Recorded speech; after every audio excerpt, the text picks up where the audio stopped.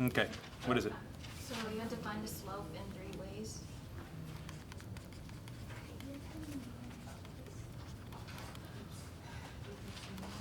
It's like when you go to a fine dining restaurant and they prepare for you some kind of dish 3 different ways, you know. All right, what's step 1? Give any 2 points that lie on the line and use them to determine the slope. But you meant the equation first, right? Yeah. Okay, so 4x minus y equals 20. 4x minus y is 20. And what are we supposed to do? Produce 2 points on the line? Yeah, any 2 points that lie on the line and use them to determine the slope. Okay. Why not use the intercepts? That's probably the best choice. All right. So to find our intercepts, I'll say let x be 0. If x is 0, then it's like that term is gone. So it says y is 20. If x is 0, y is 20. Excuse me, negative 20.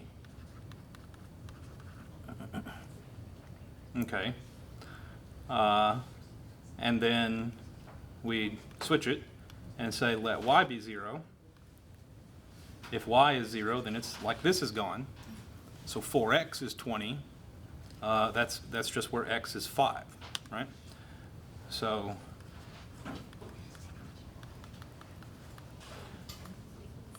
I would then draw a picture of this scenario, because when you have the intercepts, it cannot get any easier to find the slope than with a picture of the intercepts. There's minus 20, here's 5, and it goes through these 2 points. Right? Okay. So since slope is rise over run,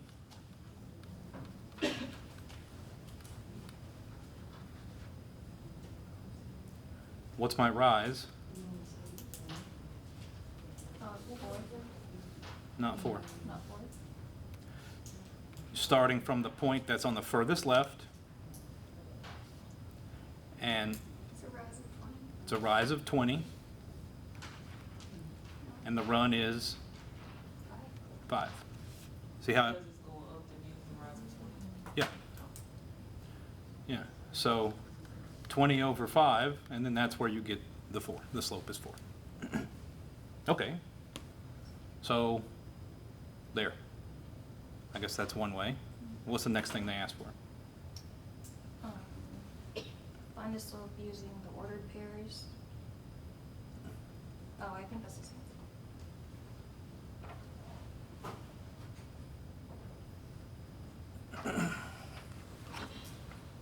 Solve for y.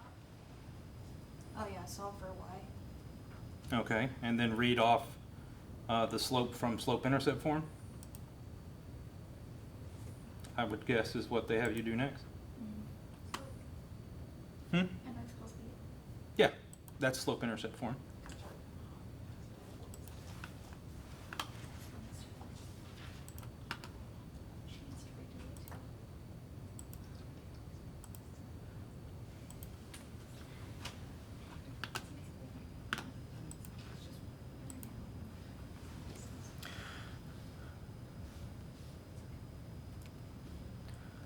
So this was method 1. The equation is 4x minus y equal to 20. So method 2,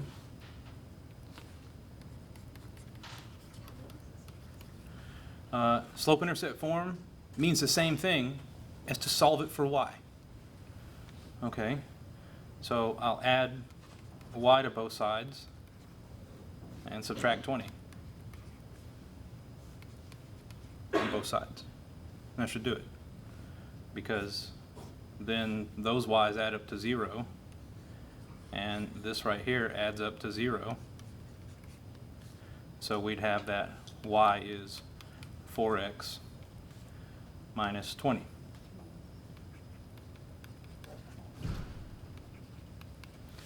And now you can see that the y-coordinate of the y-intercept was indeed minus 20, and the slope is 4. Okay, what's the third way? For the form ax plus by equals c, determine the values of a, b, and c. This is how they started you off, 4x minus y equals 20. Isn't this already in the form ax plus by equals c, where a is 4, b is minus 1, and c is 20? Okay. And then they're going to have you say that they'll have you uncover the fact that the slope is minus b over a, I believe. Am I right? Yeah. Okay. So,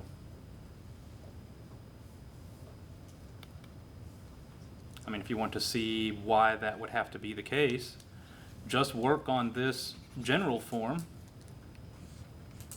right here, the standard form, not general form, the standard form. Solve it for y. So I'd have that by equals a minus ax plus c, and then divide through by b. So then y is minus a over b times x plus c over b. Does that work? Okay then, so you can see that the slope would have been negative 4 over negative 1.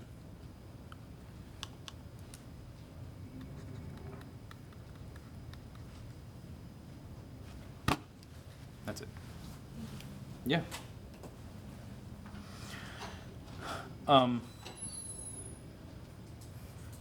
Let me draw your attention to a fact that is sometimes useful. This line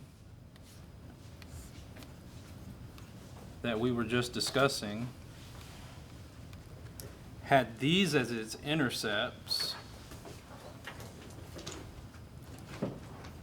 Now, what if someone asks for the equation of this line and all they've given you is these intercepts?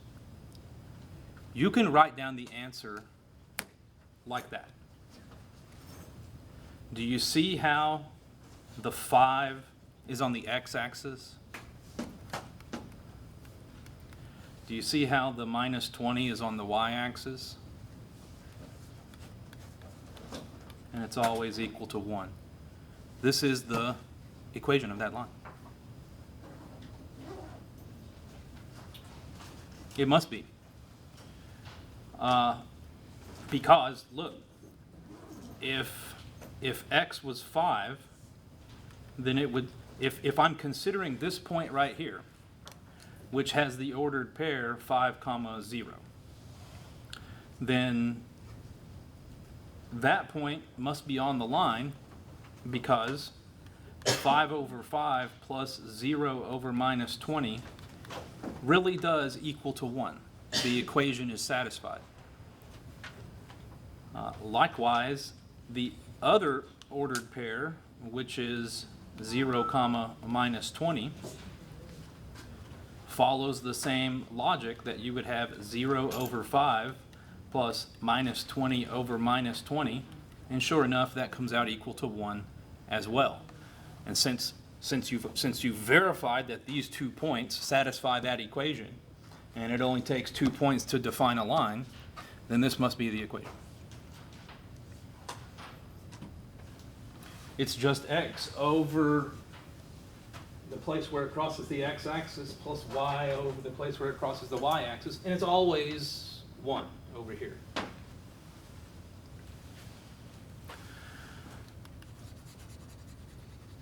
Okay, if you wanted to get the general form after that, I have no idea what this form is called. In fact, this is probably called general form. I keep saying the wrong word. If you wanted to get the standard form after that, which is the one that's in the format of ax plus by equals to c, then you would need to get rid of these fractions. So you look at those two denominators, and whichever one is the biggest, multiply everything by that number.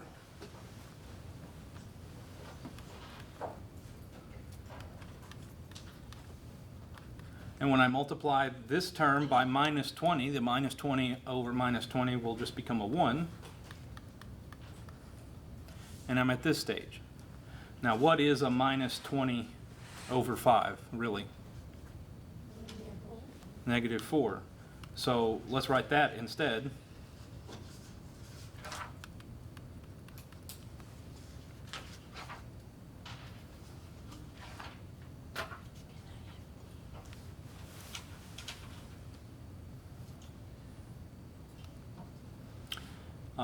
And the only thing that separates this from being in the standard form is that you must satisfy the idea that A is non-negative.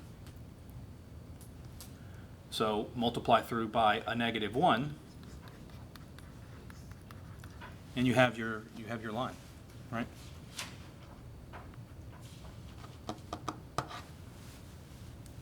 That you started with.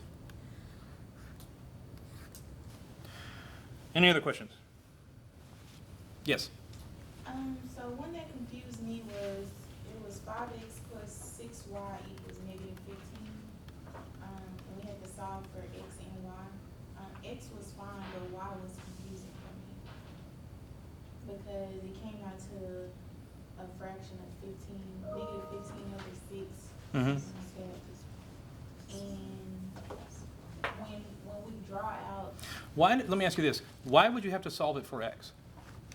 well, that's what it said. We had to get the two, we had to get x and y to graph it. Yeah. I would not recommend that.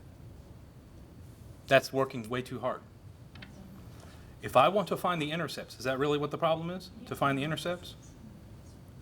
You want to first say, let me suppose that x is 0. If I suppose that x is 0, then this one is gone.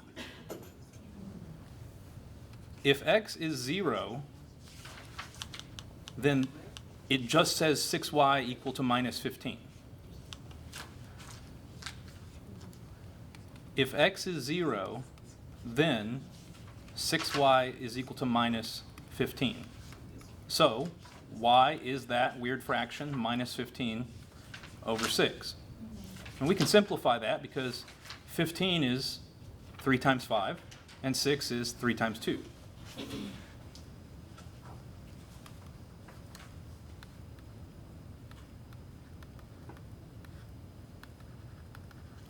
The 3's cancel. It's just negative 5 halves. On the other hand, instead of letting x be 0, now let y be 0. If y is 0, then this term is gone. Because it would say 6 times 0. I don't need it there, right? The additive identity. So it would say 5x is minus 15. And what would x be? Negative 3. You have found the intercepts now. The first one that we did is the ordered pair 0, comma, minus 5 halves. And the second one is the ordered pair minus 3, comma, 0. Okay, so I guess that's the confusing part for me. So when it's a negative 5 over 2, am I converting that to graph it? Or, like, how would I put that on the graph, negative 5 over 2? Mm-hmm. Well, they will only snap to integer values, I believe. So you won't be able to explicitly click on that. Okay? But you do know what the slope of this line would be.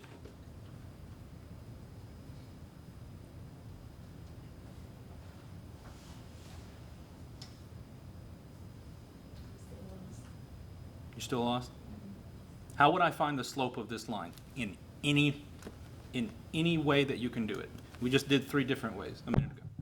What would be any easiest way to find the slope of this line? Y equals mx plus b. Right, that's probably what I would do. So 6y is minus 5x minus 15, and then divide through by 6. So that way y is minus 5 over 6 minus 15 over 6. Okay? You know a point that's on this line. You know that this point is on the line.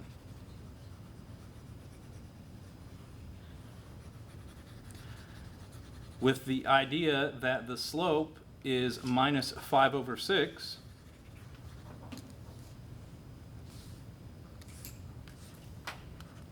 starting from minus 3 comma 0, which is right here, go down 5, go over 6. Go down 5, go over 6. If I go down 5, what's my y value? No. Look right here. Look at where I started. What's my y value here? 0. And then I went down how much? 5. So my y value is, -5. okay. And how far over did I have to go? 6. Okay, but where was I? -3. So now I'm at. 3. Then I would click on these 2 points, because everything's an integer. Okay, that makes sense. And that will produce the graph of the line. Okay. If we potentially got lucky in that one of the intercepts had coordinates which were just integers.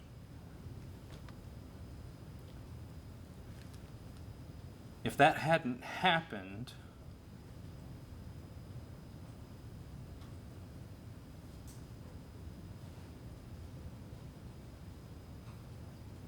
then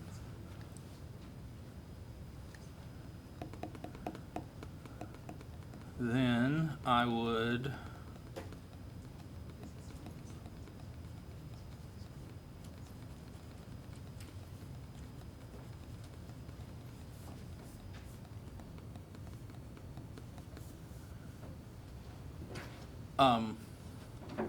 so the problem is with this 6 and this minus 15, isn't it?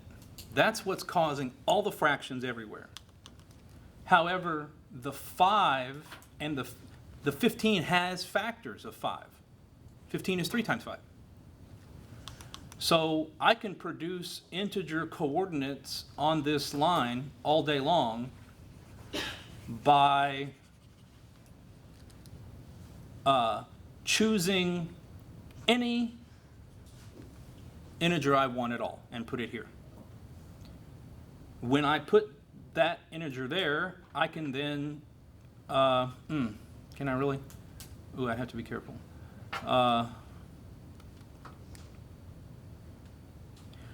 All we would need to do to make sure that the x coordinate was also an integer is that minus 15 minus 6y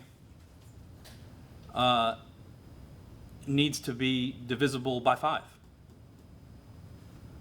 This would have to be divisible by 5, or it's actually the other way.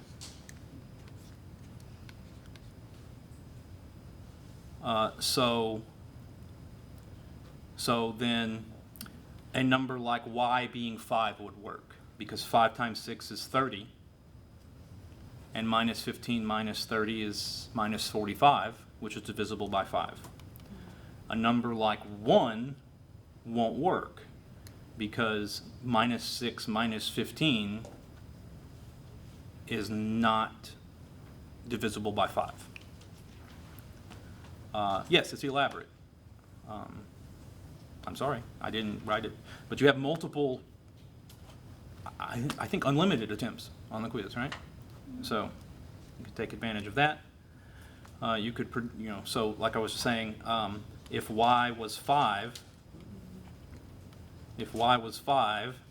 then we'd be looking at minus 15, minus 30, that's minus 45. So 5 times negative 9 is minus 45. So then that means the x value would be minus 9. In other words, if I took a minus 9 and put it here, and a 5 and put it right there, equality should hold. Because it would be minus 45 plus 30. That's negative 15.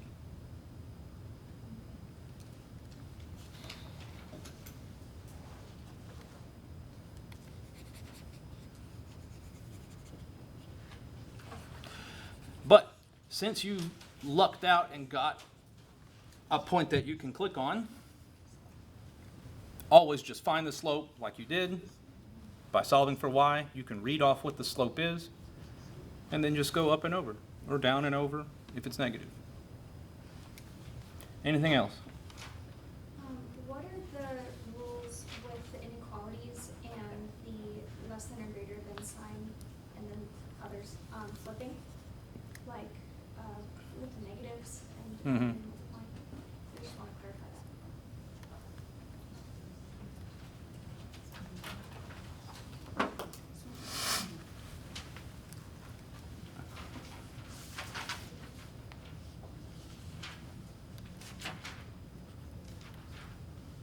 The claim is that if I multiply or divide by a negative, I have to flip the inequality.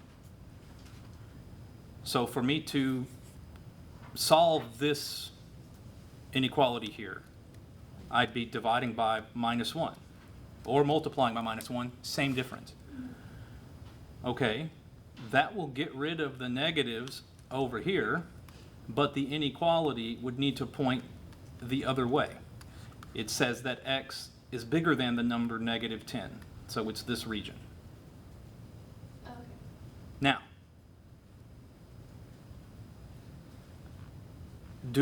solve the very same expression, but don't resort to having to do that. Force it to be the case that you aren't dividing or multiplying by a negative. We can add x to both sides. It would say that 0 is less than x plus 10. We could subtract 10 from both sides. So we'd have that minus 10 is less than x. Well, then we just write it in the other direction where the thing still points to the minus 10. And look at how they say the same thing. So it's multiplying or dividing with any negative. Any negative. Okay. It doesn't have to specifically be tied to x or y or whatever. It could be negative 10 or divided, for example, not this one. If I were to divide on both sides by negative 10, for whatever reason, And flip. it must flip. Okay. Yeah, it has to.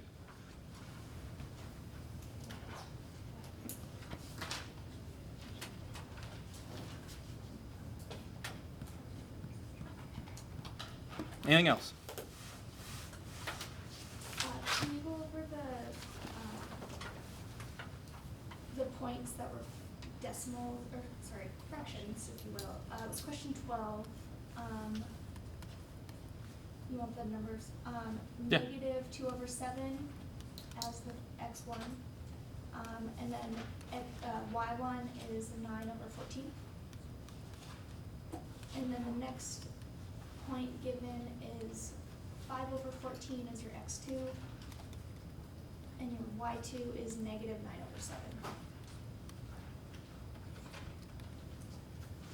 It does give us a hint of a over b divided by c over d equals Yeah, it's useless. all that, but yeah, it's not helpful. No, not entirely useless, but Relatively useless. Yeah. what was your approach? I bet you used some formula that you knew from somewhere else.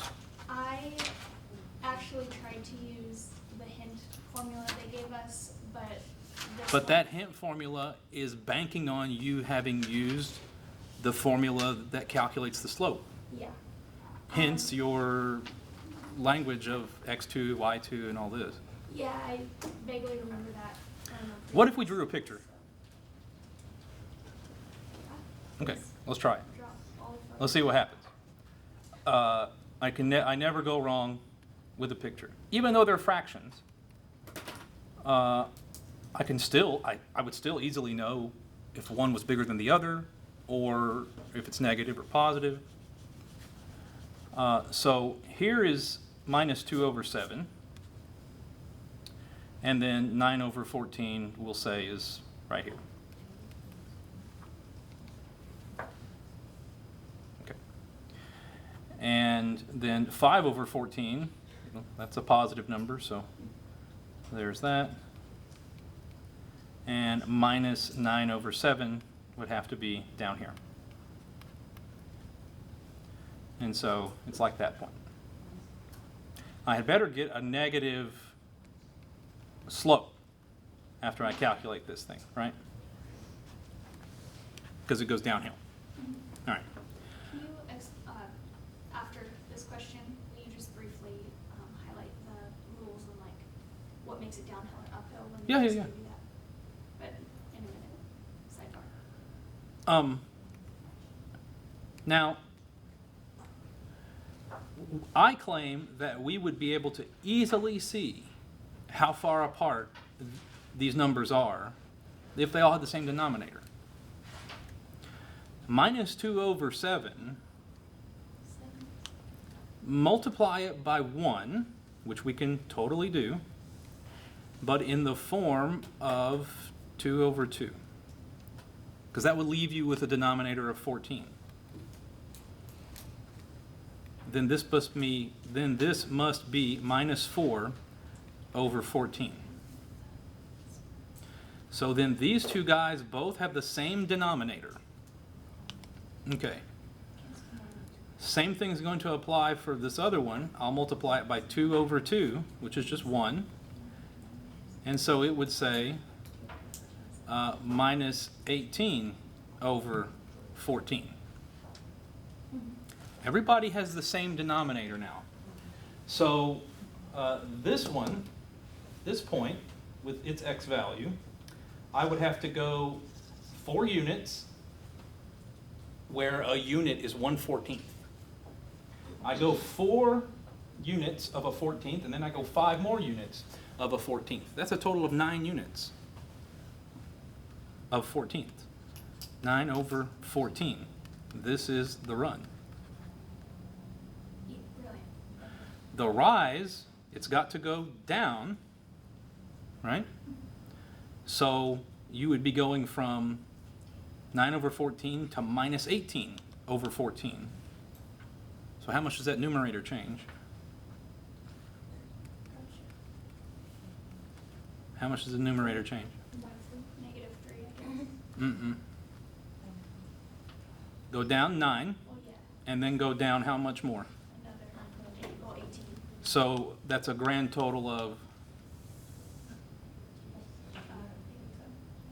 27 negative 20, or 27 total? 27 units down, where a unit is a 14th. Yeah.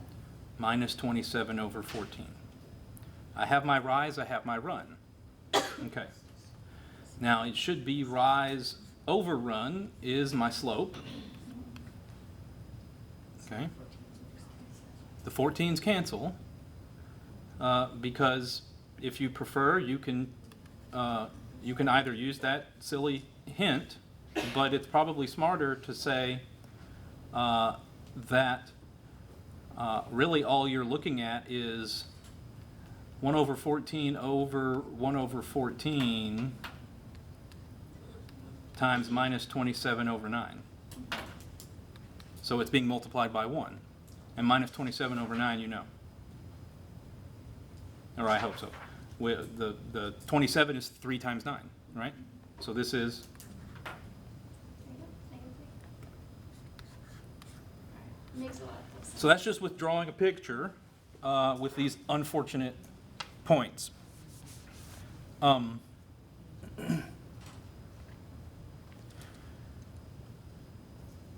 So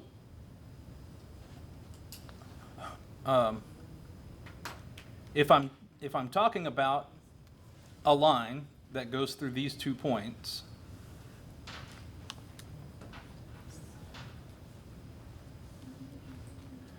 I'll always start with the one on the left.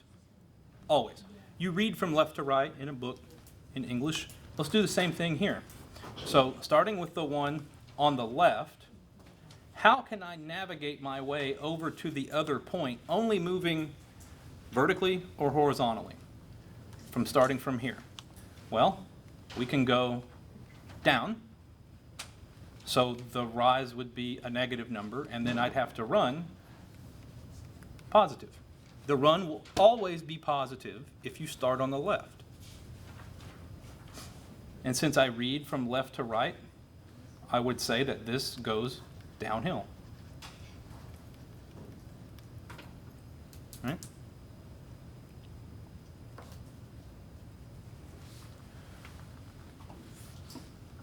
Conversely, if the points are oriented like this, and you start on the left, you would need to run some positive amount and then rise some positive amount. I would say that you go uphill, or it rises from left to right.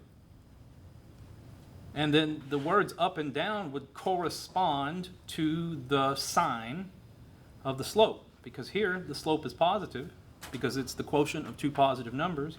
Over here the slope is negative because the numerator is negative and the denominator is positive.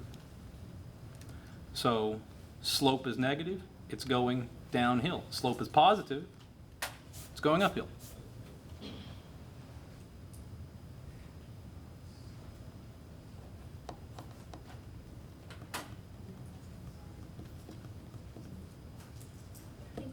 Mm-hmm. What is the mindless, robotic way of adding 2 fractions?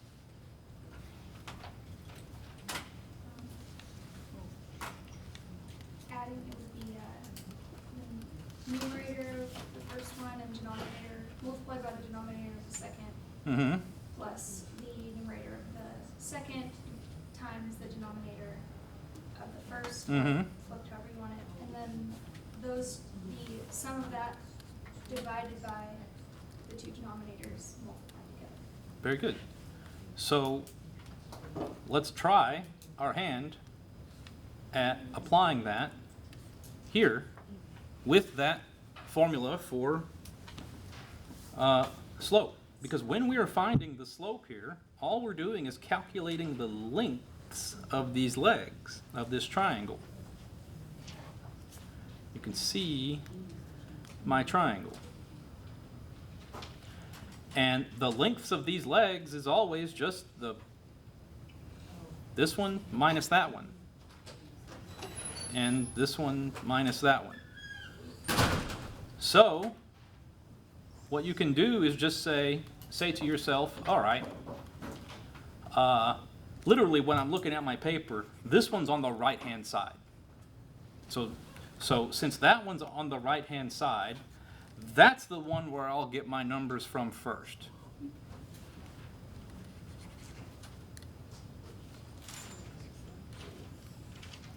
You would calculate the change in the y direction. That would be minus 9 over 7 minus 9 over 14. If I apply the algorithm that you were just talking about, it's very unfortunate actually, because you have to deal with a lot bigger numbers. And the reason that that is happening is because the 14 and the 7 have common factors. All right. The easier way whenever that is happening is to do what we did and multiply by 2 over 2. But then it just becomes an equivalent problem, right? This is minus 18 minus 9 over 14. And the change in the x direction is 5 over 14 minus a negative 2 over 7. But I don't like 2 over 7. I like minus 4 over 14. So this would just read 5 plus 4 over 14. This is the rise. This is the run. And it still says to you minus 27 over 9, which is negative 3. So yeah, that addition algorithm for fractions will absolutely deliver to us the right answer here, but it would be with unpleasant numbers. Reason being is that the 14 and the 7, or rather I'd say there is a simpler way to do it whenever the denominators have common factors, and that's this technique here.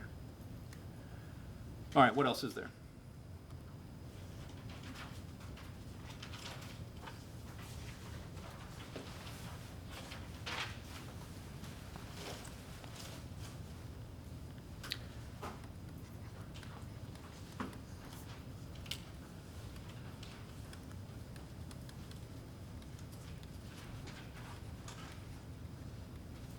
As if dealing with lines wasn't enough of a pain, now I'm going to make you think about two of them at the same time and figure out where they intersect each other.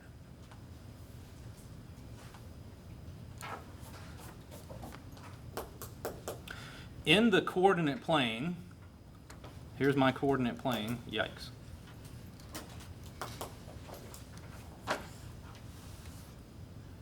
You can only have 3 different cases. Either my lines are parallel, in which case they will never intersect.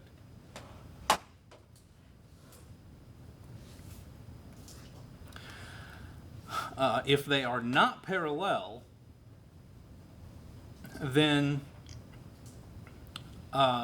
they must intersect in at least one place. And the third option is goofy. It's where you have 2 different writings of the very same line and they are right on top of each other. And you would say they intersect infinitely often. And those are the 3 cases. And we are primarily interested in this case right here. Okay? 2 lines, they have different slopes. If that happens, they must intersect in one place. And there are 2 strategies. Excuse me, there are 3 or more strategies that I know of. One of them is overkill. And one of them I despise, and so consequently I only show you the third way. The one that I despise it's more complicated, it takes more time, and it takes more writing. There's more of an opportunity to mess up, and it's just not worth it. The one that I said was overkill is a generalization of the technique that I'm going to show you. See how it says using the method of your choice? Sometimes you might see it say by using the substitution method. That's the one I despise. Don't do it that way. Only ever do it the way that I'm going to show you. So 5x minus 2y is 0. And that's all I can remember for now. And the other one was 15x plus 4y is 5.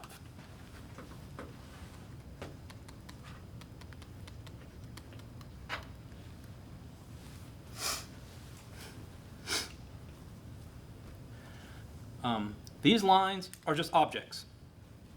And much like you can take two numbers and add them together, get another number, you can take these two lines, add them together, get another line.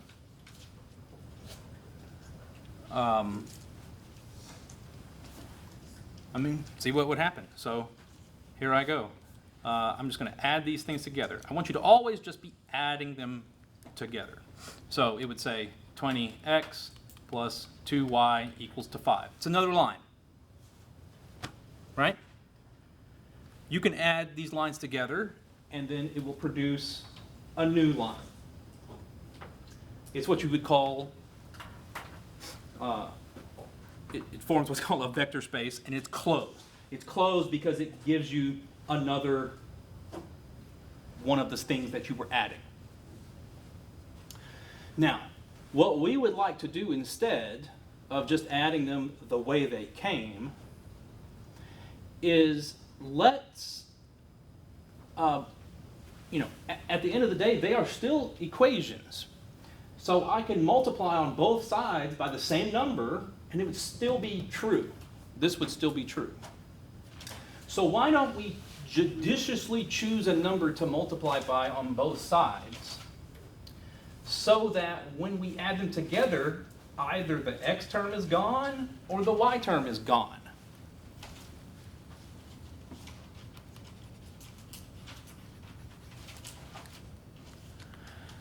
So in this example, I would like for you to eliminate the y terms. I want to be able to add these together and down here have 0y. And then the other stuff is just whatever it is. And to get this done, I want you to multiply by something on both sides of this top equation. What's it going to be?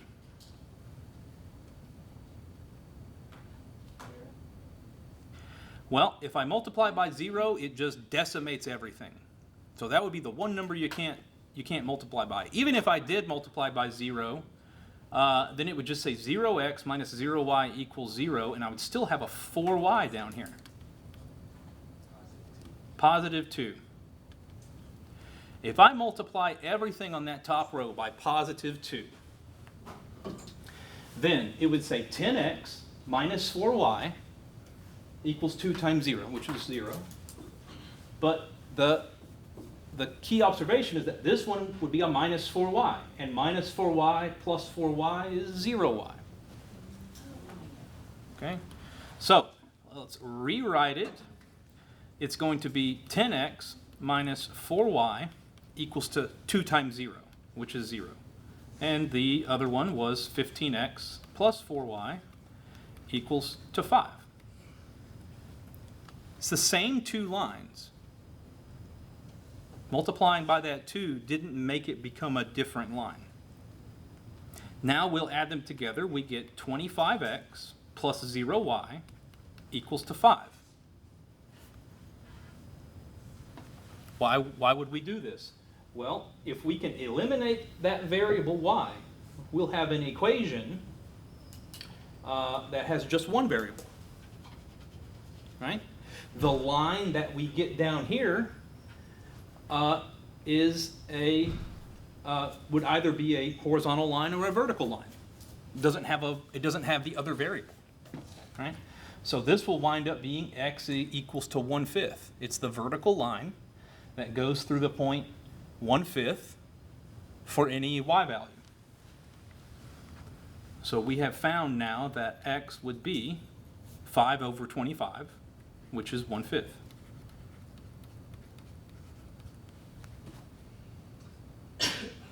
This x equals to 1/5 is the x-coordinate where these two lines intersect. Because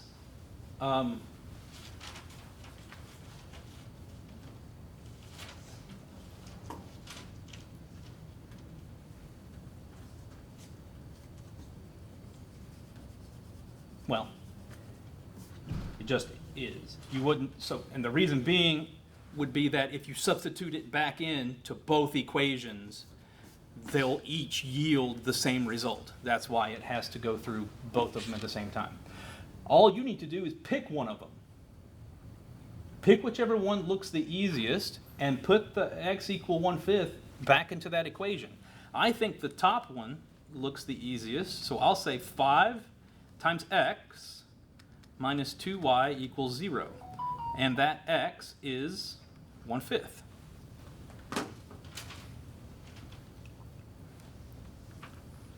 So what do we have? We have 5 times 1/5, that's 1, and it would be equal to 2y. So y must be 1/2. You could now verify that if you put in these points for x and y into either equation, they are both satisfied. Put the 1/5 here, put the 1/2 here. It says 1 minus 1, that's 0. So that equation is satisfied. Put the 1/5 here, put the 1/2 here. It says 15 over 5, that's 3, plus 4 over 2, that's 2. It says 3 plus 2, which sure enough is 5. So both of those lines go through this point. And that's what it means to intersect, right? They both are going to go through that same point. These are often going to be fractions. Asking for a friend. We're lucky that it's not crazier. If I had just picked some random lines, there's no telling what would happen, right? This stuff gets engineered pretty thoroughly to make sure that it's manageable. So our solution is the ordered pair 1/5, comma 1/2. Looking at the possible answers, notice that they have 3 choices to pick from. 3 choices, it corresponds to the 3 cases. A is where they intersect at exactly 1 point. B is where they're the very same line and they're on top of each other. And C is where they're parallel slopes. They have not parallel slopes, they have the same slope. They're parallel lines. So it has a single solution, and it is the ordered pair 1/5, comma 1/2.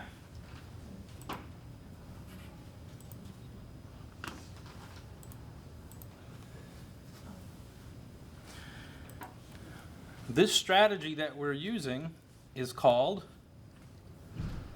very appropriately, elimination.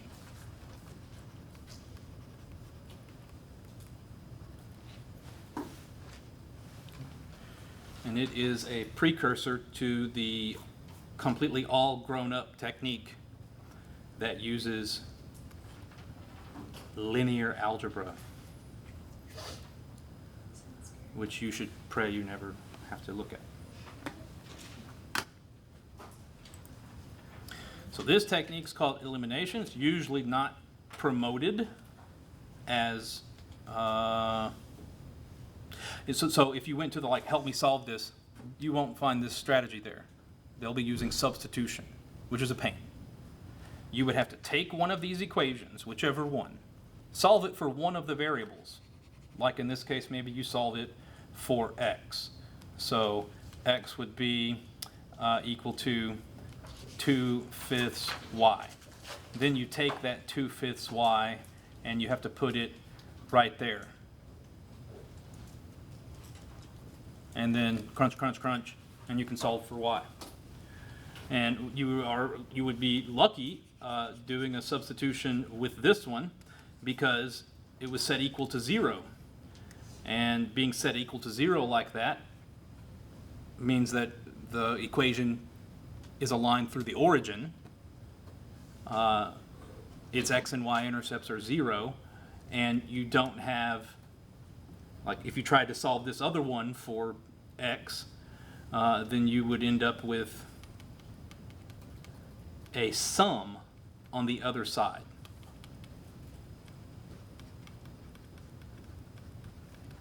And then you'd have to take all of this and plug it into the other equation for x. It's not worth it.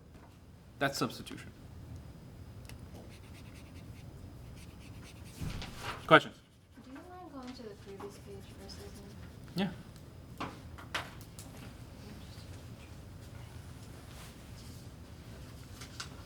Yo. Just before you showed the full elimination technique, you had us add the two. When does that system help us with the elimination technique? Sometimes it comes ready to go. Does it? Okay. So it's better to try that sometimes and see if it works. You ought to be able to look at it and immediately know. Mm-hmm. Because if you're always just going to add them, I mean, you can subtract them, but don't. If you're always just going to add them, then the coefficients need to be opposite sign, but same magnitude. If this is a 4, that's a -4. If this is a 15, that needs to be a -15. Okay. So alternately, I could have multiplied this top row by -3 and eliminated the x's. So you want to. Mm-hmm. Yes? I just have a question about the solution set that you got. Yeah. Is it also called a point form? I feel like I've heard that. This is an ordered pair. Okay. This is the address of a particular point in the plane. And in the answer to the problem, they have you give the solution set. Now the solution set would be all of the points in the plane that satisfy both equations at the same time. And there's just the one. Because if they're going to intersect, it will be at exactly one spot. So there'll just be the one object to put inside these curly braces, and that's this ordered pair. A common mistake students make is to think that this is equal to this list of two numbers. These are very different animals. This one on the right is a list of two numbers. This thing on the left is a point in the plane. It's just one object. This is one object. And this other is a collection of two objects. What's up? You multiplied the first set by 2. Mm-hmm. How did you get the 2? How did I get the 2? We wanted to eliminate the y's. Okay? We would have to multiply by something times the -2y such that when we add it to 4y, we get 0. What does the question mark have to be then?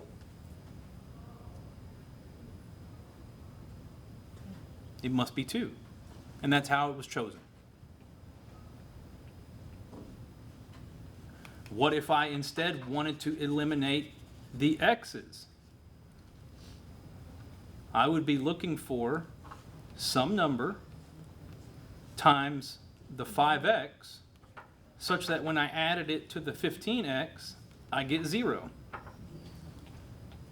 We're left with no other choice for what that could be than -3. It would have to be -3.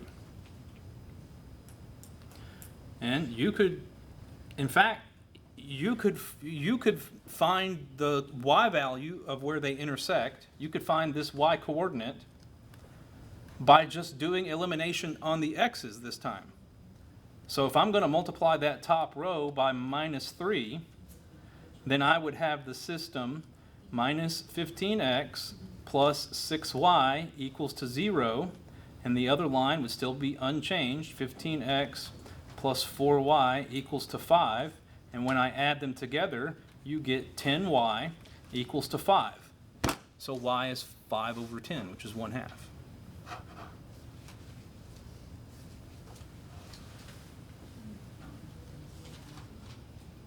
All right, we all good? There are a couple of questions like this.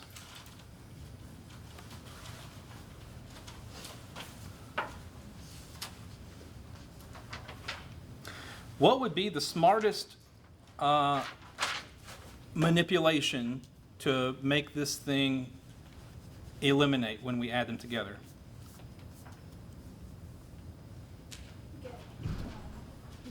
2 in front of that bottom. Multiply the bottom row by negative 2. That's right. Because then the y values are going to eliminate. You would have 9x plus 2y equals to minus 22. And the other one would say 16x minus 2y equals to negative 2 times 39, which is negative 78.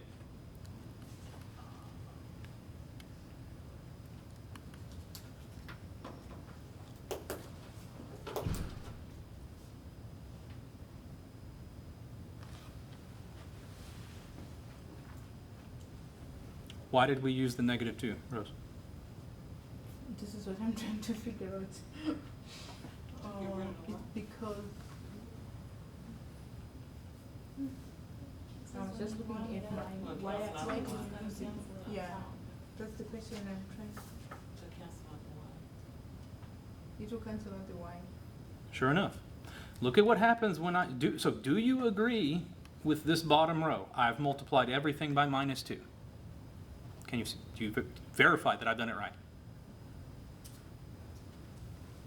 Minus 2 times minus 8, that's 16. Minus 2 times, what's that coefficient? Y. Minus 2 times 1, that's minus 2. And minus 2 times 39 is this. Do you see how, when I add now, they are each other's inverse, additive inverse. And when you add together two numbers that are each other's additive inverse, you get 0. By the very definition of additive inverse. So we had to choose the minus 2 such that when we add the lines together, we get that elimination. I'm left with no other choice than to make that say minus 2 right there. If it said minus 3, then when I added them together, I'd have a minus y. If I add them together right like they gave it to me, I'd have a 3y. None of those are what I want. I want it to be 0. So if the 2y on top was an 8y, it means you can multiply everything by minus 8. Yeah. Now you get it? Okay.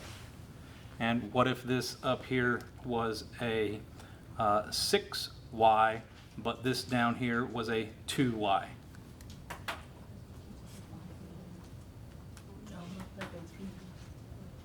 If I multiplied by 3, it would say 6y plus 6y. Minus 3. Minus 3. Okay. Then this is our system. We add, always add. And so 9 and 16, that's 25x equals to negative 100. So x is minus 4.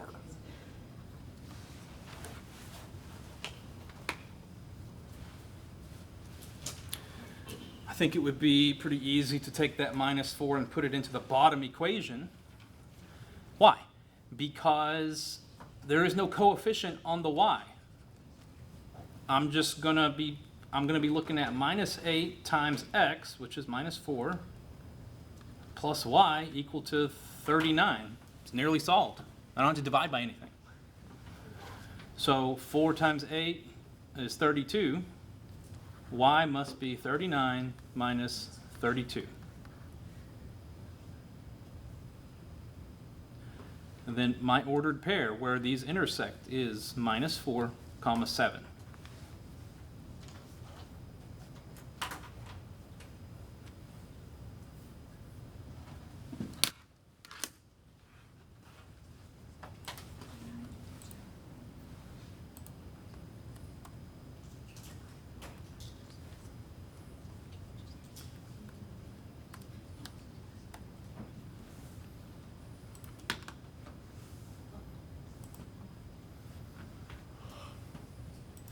I think there's just the 2. Yeah, you're lucky. There's just 2 questions like that on the homework. But Hey, there might be 2 of them on the quiz and 2 of them on the midterm. So practice that. Let's take our break, and then when we come back, we're going to start exponents. What's up? Can you just leave it like that? Yeah. I want to see how different countries and I want to see question. So these are pretty much like you're filling in and then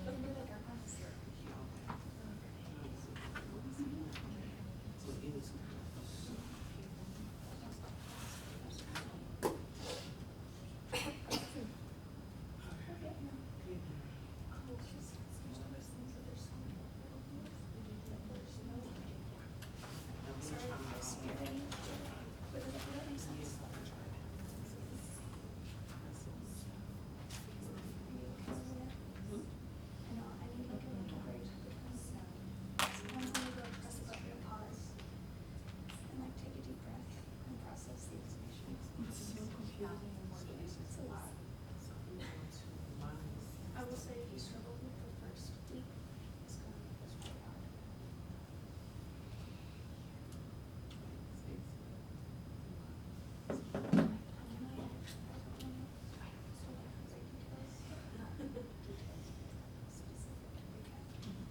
So it's at least looking for you.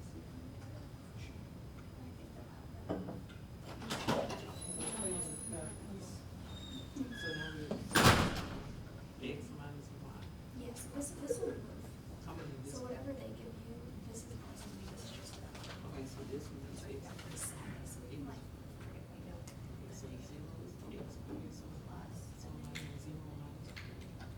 No, X is 0.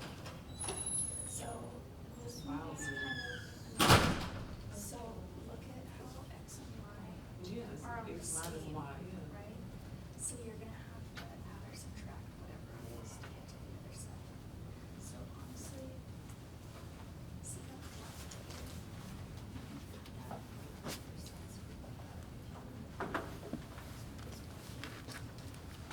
because that line is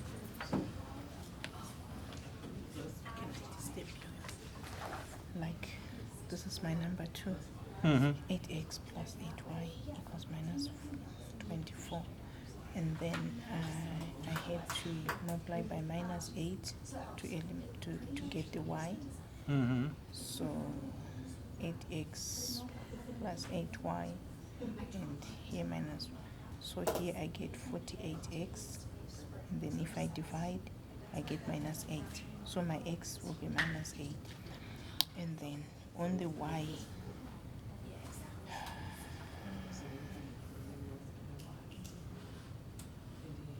minus 5, because this x, to get the x, minus 5 by minus 8 Mm-hmm. plus y equals 45. Mm-hmm. So y equals 45 minus 40 from here. And then y will be 5. Okay. But my answer is not correct.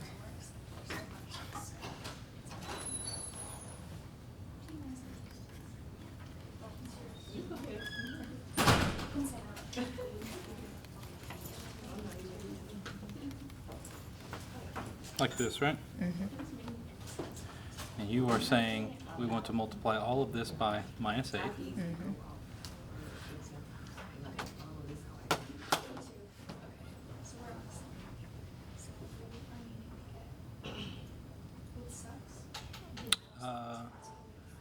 Minus 8 times 45 is 320 plus 40, yeah, 360. So we get The only reason I say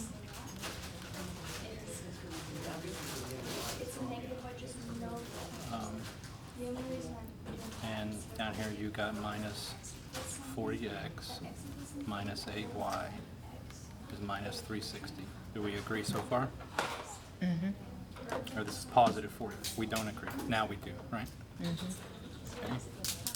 48x is a minus 384. Mm-hmm. Okay. And then we get the x. And is it really true that x, that 8 times 48 is 384? Well, it'd be 360 plus 24, so yeah. So we get x is minus 8. Mm-hmm. Then I would have minus 5 times minus 8 Mm-hmm. plus y equal to 45. Mm-hmm. So this is positive 40 plus y equals to 45, so y is 5. Y is 5, yes. Mhm. Then the answer would be the parentheses minus 8, comma 5, close parentheses. That's what I did. Did you put the parentheses? Mm-hmm. I did.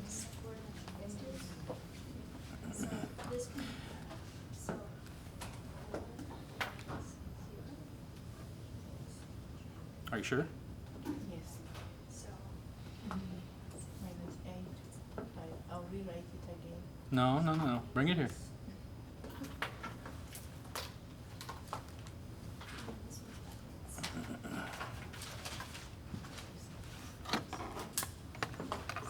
That doesn't say 8y.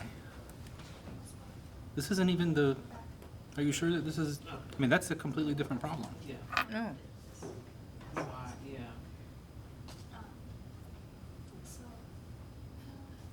Now why? Oh, this is completely different. What is this?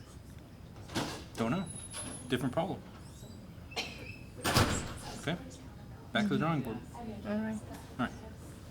But, you know, this one that you worked on is right. Okay? All right, so exponents.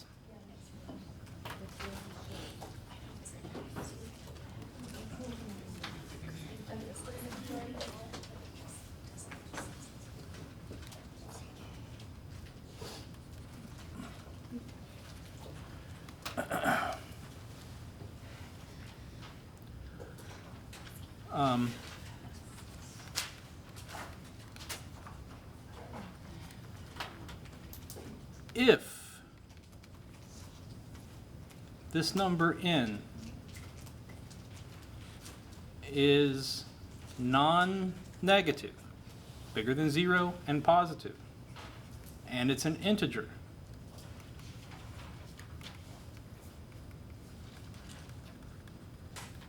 that means it's a number like 1, 2, 3, 4, and so on. Sorry, what's that symbol between n and 0? That's an ampersand. It means and. And?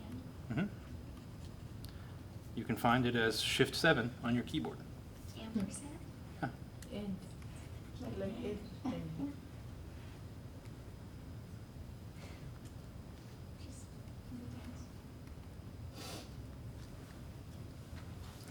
If n is non-negative, a non-negative integer, then the writing x to the n means x times x times x times x times x. And how many x's are there? There are n many.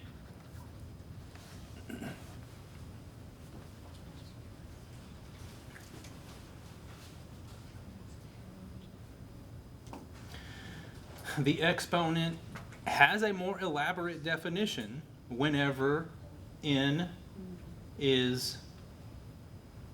doesn't satisfy one of those. Right? You can actually calculate something like x to the minus 1.3. Right? It has a solution.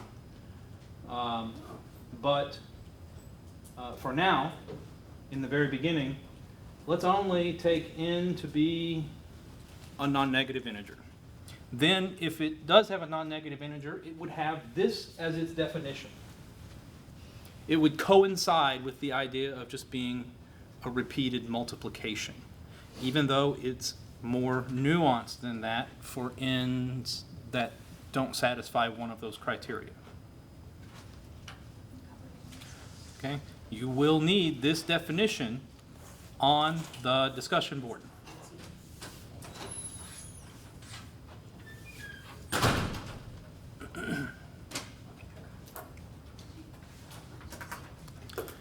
Look at that in contrast to what it would be for repeated addition.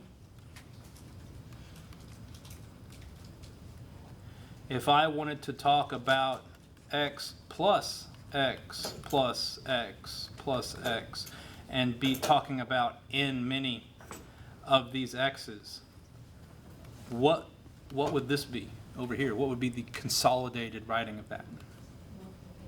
Multiplication. It would be n times x. Okay? So in the same idea, when I do multiplication, it does not always have to be between a non-negative integer and some other number. I mean, I can take pi times e and get something crazy. I would not be able to write down for you pi many of these things. But when n is a non-negative integer, these ideas coincide. So keep the two distinct in your mind. And this is the one we're focusing on for right now.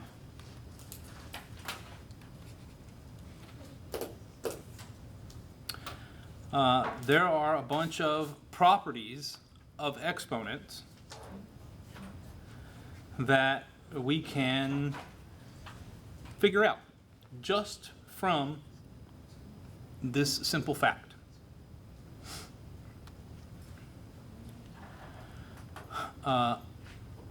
Let us look at x to the fourth times x cubed.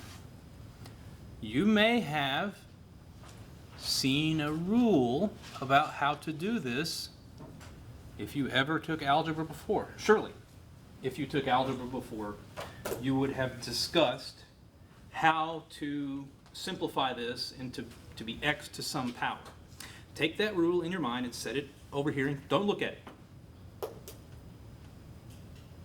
I would like to instead apply that definition we just had written down and uncover why that must be the rule. The x to the fourth, according to what we just had, says that it would be a product of x's, and how many of them would it be? It'd be 4 of them. So that x to the fourth is x times x times x times x. And the x cubed would be x times x times x. And this operation that's between these is a multiplication. There's nothing but multiplication happening right there. Since there's nothing but multiplication happening, those parentheses aren't doing anything. They're there in this writing just so you can witness that this was x to the fourth and this was x cubed. But since they don't have, since they're not doing anything, it's the associative property of multiplication, we can get rid of them. You would just have a product of how many x's? 7. So then we could write this as x to the 7th. But now look back at how we got that 7 to begin with. Or how did we finally get that 7? We wound up with these 7 x's here because you had 4, and then you had 3 more of them. 4 and 3.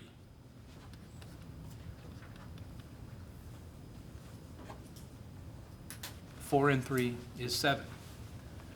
So it's looking like, based on this example, it's looking like if that's a multiplication, and this is a multiplication of 4x's, and this is a multiplication of 3x's, it will all be multiplication, and the grand total will be however many x's I had here, plus however many x's I had over here. Okay? So then you could surmise that in general, if I have some x to the n times x to the m, it would simply be x to the n plus m.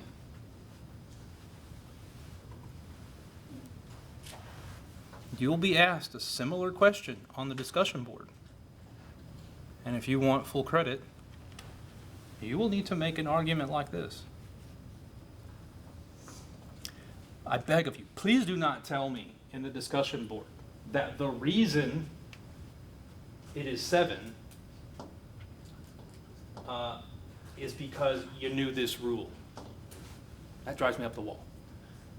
The whole point of the discussion board is for you to disassemble the statement you were given into its constituent parts and then witness why it became the 7.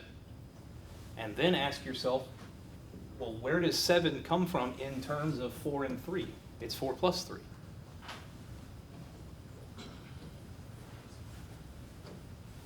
So very often students will, on this discussion board, they'll say something like,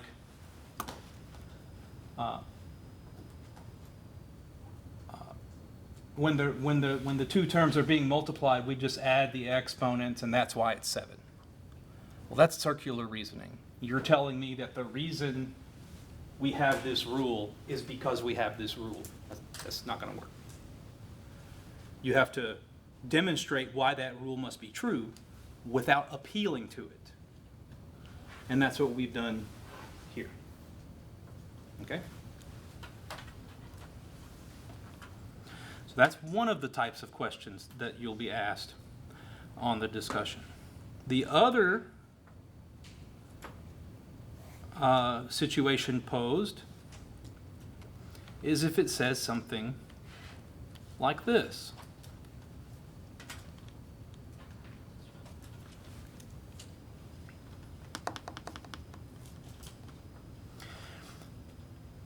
To justify why this has to be what it's going to be, you apply the previous rule.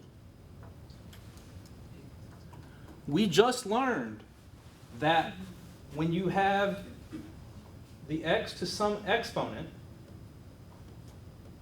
that you just add the terms together. Okay, then when I have this writing,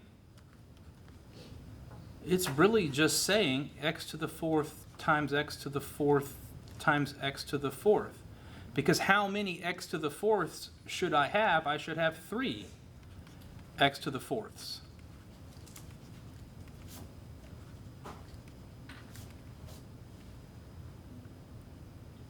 Right? Now that I have 3 of those x to the 4ths, apply the previous rule.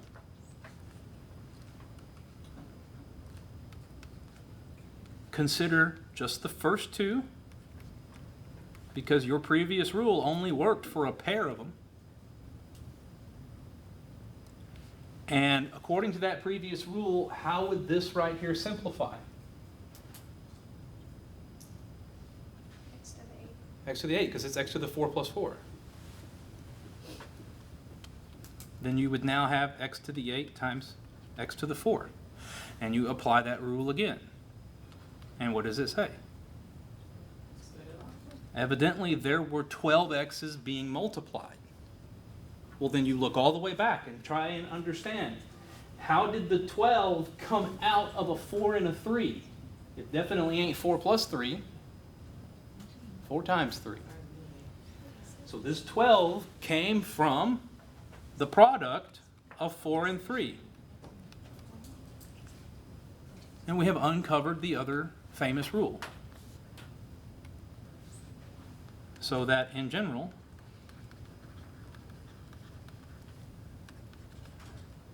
x to the m raised to the n power would be x to the m times n.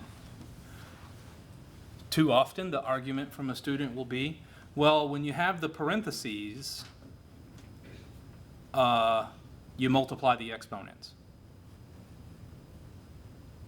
Not only is that false, if it were true, it would be the circular reasoning of that this is the rule because we have this rule. You have to act like the biggest skeptic in the world pretend that everyone might be lying to you. You need to verify it yourself. You can't just read this rule in a book and say, well, that must be what it is. You need to discover why everyone is saying that that is what it is. And this is the process of that discovery. When you get to statistics, I'll be harping on the same thing about, you'll read in your book about what the pulse rate should be of a normal healthy adult. How do they know? Right? Did they check everyone? Certainly not. They didn't ask me. How do they know? Well, you develop the statistical tools to show why it couldn't be anything else. And that's how they're getting that number in the first place. They're not just guessing because they're good at healthcare. All right, so here we have these two rules. There's going to be a whole laundry list more of them. So get ready. I would keep a log of the rules as you go. So we have this one. And now we have that one. Okay.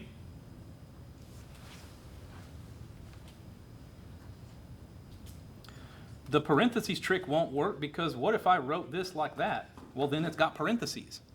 But you can't use that other rule. I can't take n times m right here. It would be wrong. So only looking at parentheses is insufficient.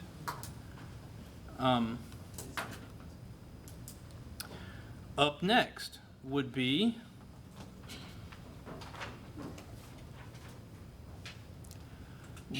so too often in the books they will claim that this thing I'm about to do is another rule, but it's really not. How about, let's see, what numbers was I using? 4 and 3? X to the 4 over x cubed. Solve this without appealing to any weird exponent rules. It would just say x times x times x times x over x times x times x. How can we simplify this?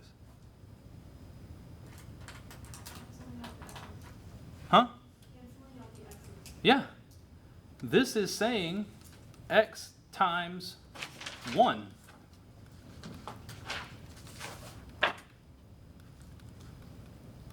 And that's why I can perform that cancellation, is because it really is a multiplication by 1. It's the same thing on top and bottom. So we just have x is what that simplifies to. And if I just write x, what would its exponent be? 1. There's only one x right there. Just like there are 4 x's right there and there are 3 x's right there. And x by itself is x to the 1. Now how could I construct that 1 from this 4 and 3? Huh? Subtract them. 4 minus 3. You could potentially jump straight to x to the power of 4 minus 3. The top exponent minus the bottom one.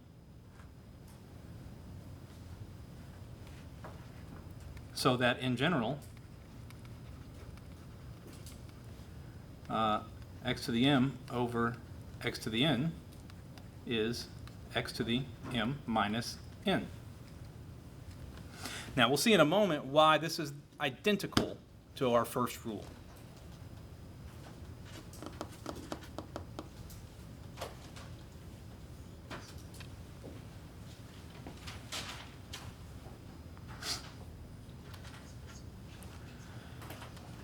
Keeping with our 3 and our 4, let's simplify this. Actually, let's do this. Let's simplify this, but then afterwards I want to apply that rule we just got, the top minus the bottom. So this has got to be x times x times x over x times x times x times x You cancel the x's from top and bottom. There's 3 of them on top, there's 4 of them on the bottom, so all of those will cancel out. And what are you left with? 1 over x. That remaining x is in the denominator. So evidently this is how it would simplify. But if I apply that previous rule of the top exponent minus the bottom exponent, what do I get? Yeah. Because it'd be x to the 3 minus 4, which is negative 1. Then look what you have right here. This is the next thing that you need to write down.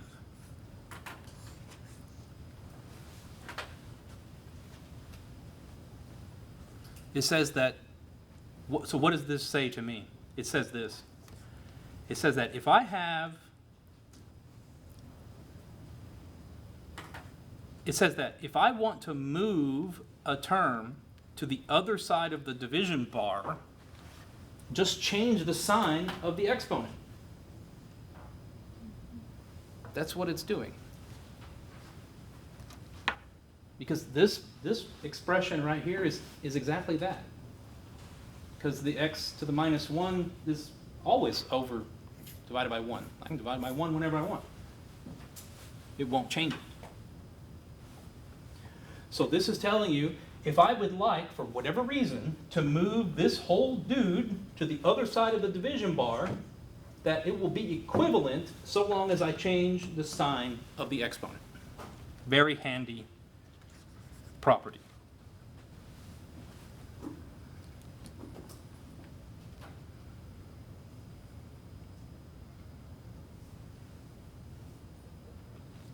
Well,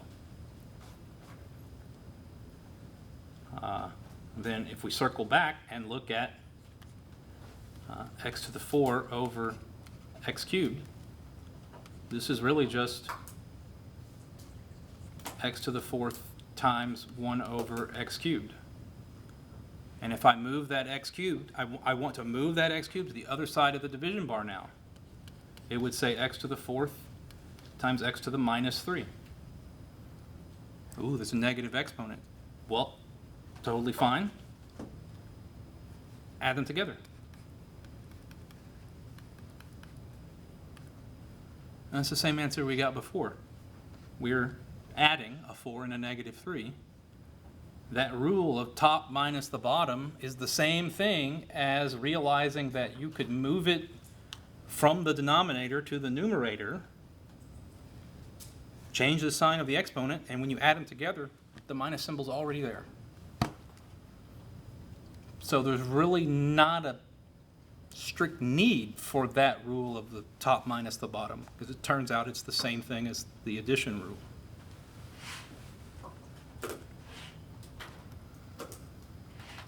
So we have this one, where we add the exponents. We have this one, where we multiply the exponents. This one's bonus. You can keep it or lose it, doesn't matter. This one's super important.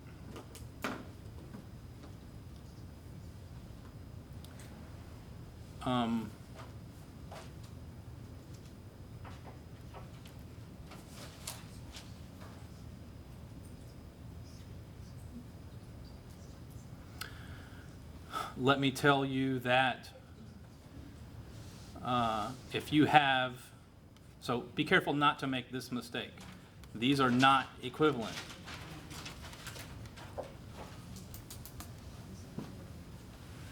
You cannot do that.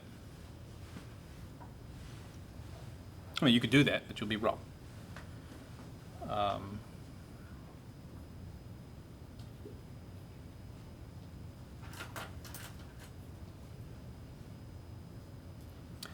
And I think that's everything that we would need to do the assignment. So let's check it out.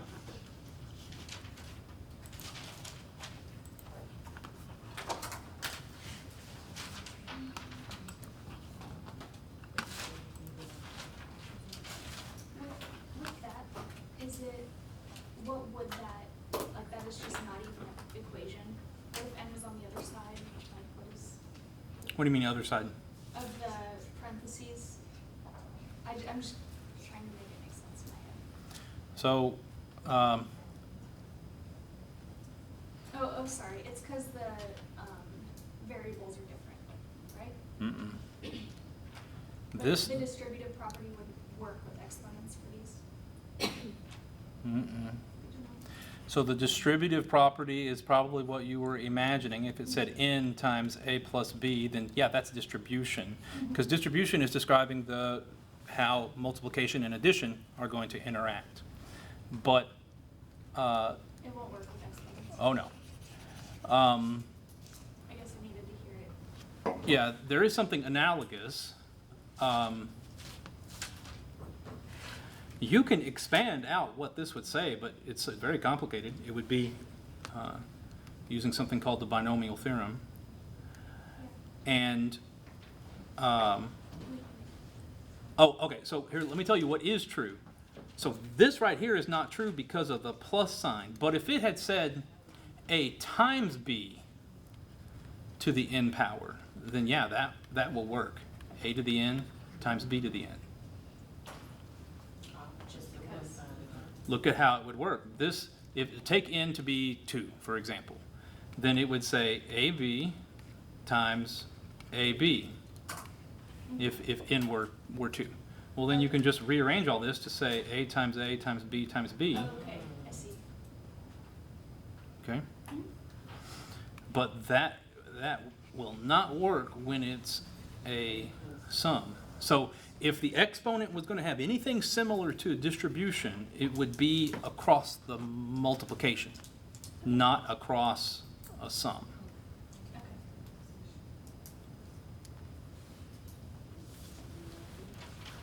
Yeah.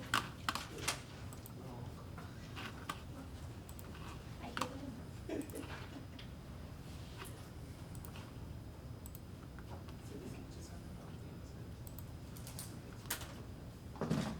you. Okay.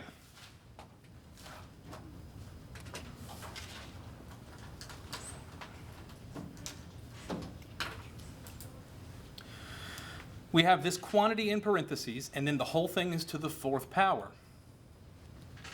So, based on that thing we just discussed, there's no addition going on inside, there's no addition going on for that term inside the parentheses. Okay? So this would have to be equal to a minus 2. Okay, so there's a minus symbol here. Right? Let's be very careful with that because I almost misspoke. I was going to write it correctly, but the words were not correct. That minus symbol means minus 1 times 2, and then there's an a to the 4th, and then there's a b in the bottom. This is what's inside the parentheses, and it's to the 4th power. Okay? So do we agree that all I've done is rewrite it with that minus very clearly indicated what it really is? Then this is a product in the numerator, and you just have the one term. In the denominator, you would have minus 1 to the 4th times 2 to the 4th, and then a to the 4th again to the 4th over b to the 4th.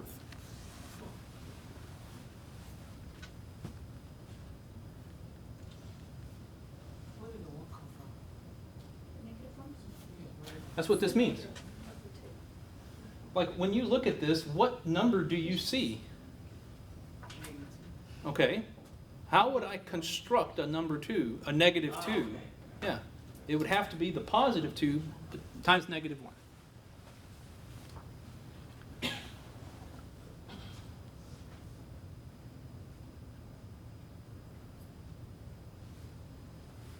I'm doing that because I want just to draw attention to the fact that a minus 2 to the 4th is not the same as minus 2 to the 4th, even though the words I said were pretty much identical. This one over here is a positive number, but this one's negative.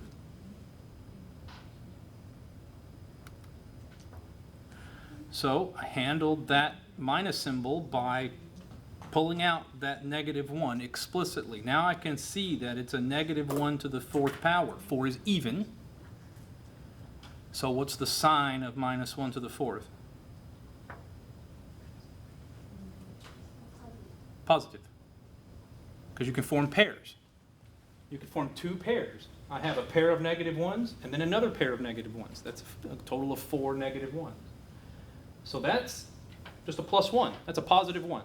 It says 1 times all the rest of that.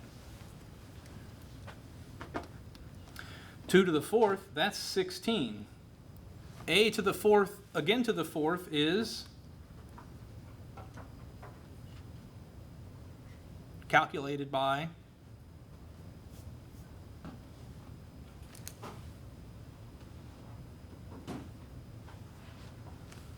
A to the 4th to the 4th. A to the 16th. And then it's over B to the 4th. And we're done.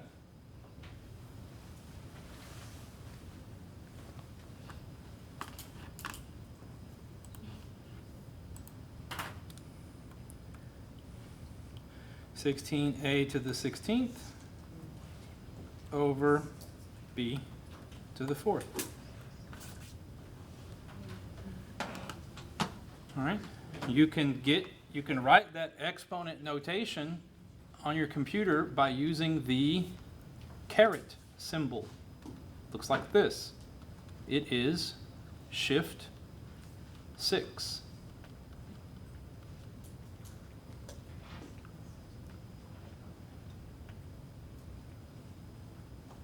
You can build that fraction. When it comes time to write the denominator, just hit the divide key on your keyboard.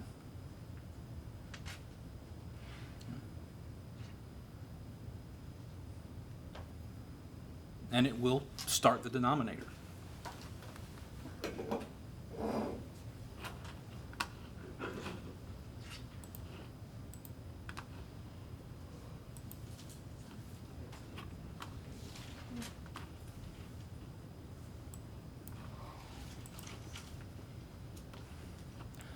Multiply and simplify. Assume that the variables represent non-zero real numbers. The reason for that would be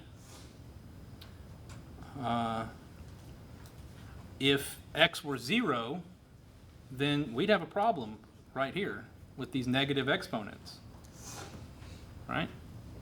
It would be a divide by 0 error. Can't do that. So they must be non-zero. And they have to be real numbers, because if they were complex numbers, we'd be practicing to be engineers, not nurses. So, tell me how you want to solve it.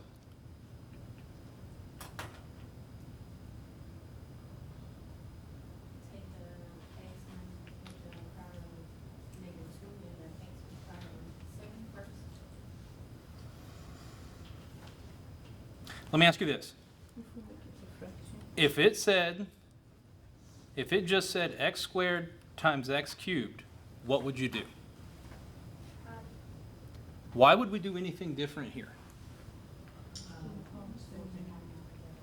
This is x to the -2 plus 7 minus 9, whatever that is. Now you can go through the motions of moving the stuff all around if you want, but you'll just get the same thing. This will be x to the -2 plus 7 minus 9, which is x to the -4. Now, when it comes time to write our answer, look carefully at the instructions for the answer. It says, type your answer using exponential notation, use positive exponents only. On some of the problems here, they want you to only use positive exponents, and on others, they don't care. If they don't care, they won't say use positive exponents. They're not going to tell you they don't care. So, now that I know what this is, now we can convert it to a rational expression so that the exponents are positive. And what would it say?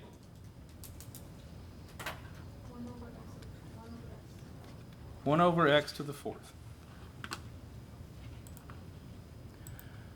So I can type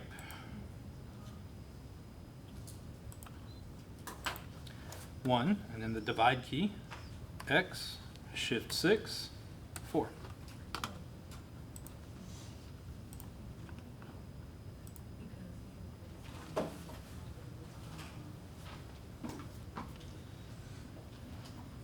All good?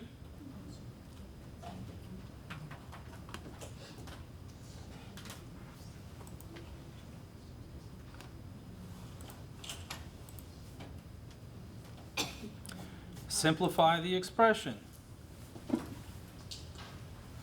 Let me tell you what this does not say. It does not say k cubed times k to the minus 3 times k to the 4th.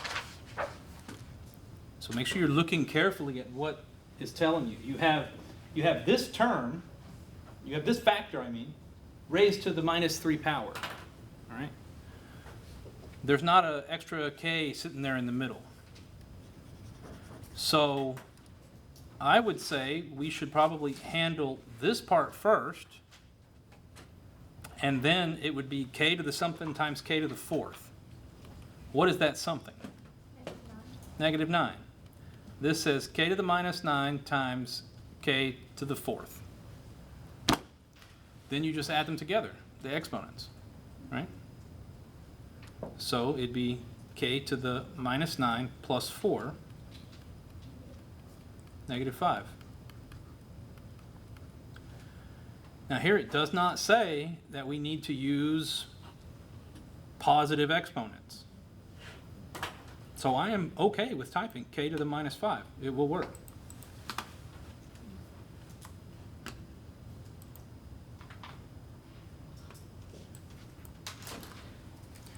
K to the exponent minus 5.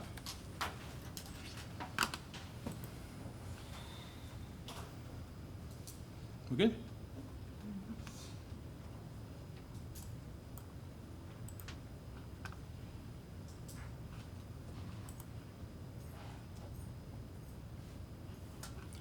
Simplify the expression.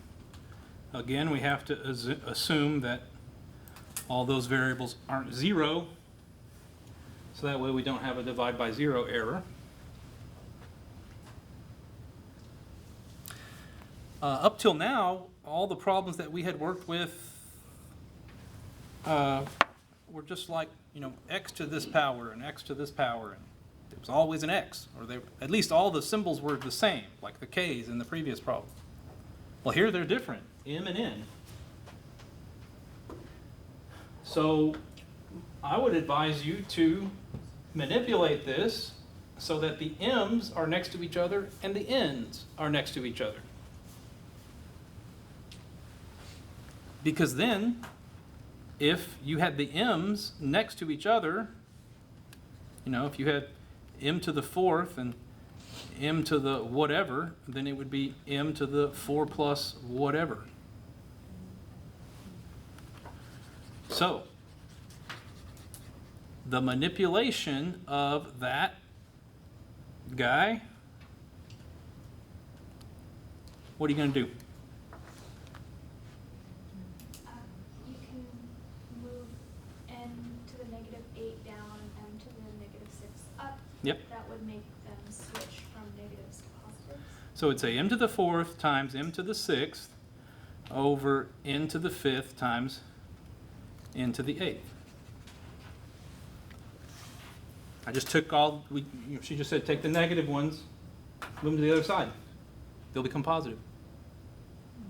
And you have the added benefit that the n's are next to each other, the m's are next to each other. Then how many m's are in the numerator?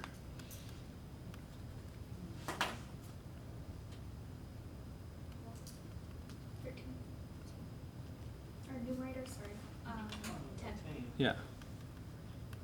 So it's m to the 10 over n to the 13. And that's what I typed.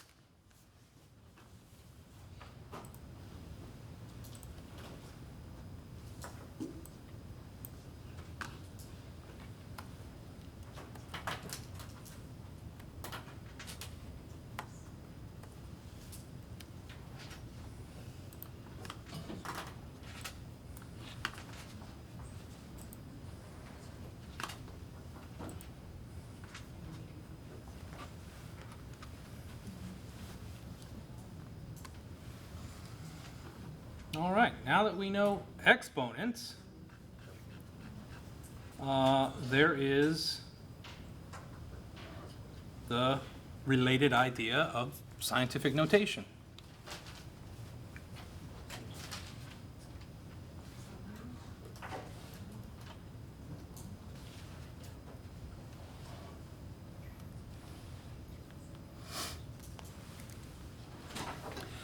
A number is in scientific notation. So if we have a number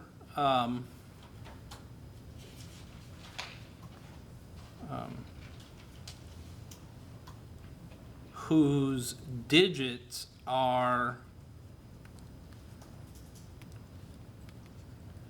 A, B, C, these are the digits. So maybe it says like 125, and the digits are 1, 2, and 5. I don't need to say that.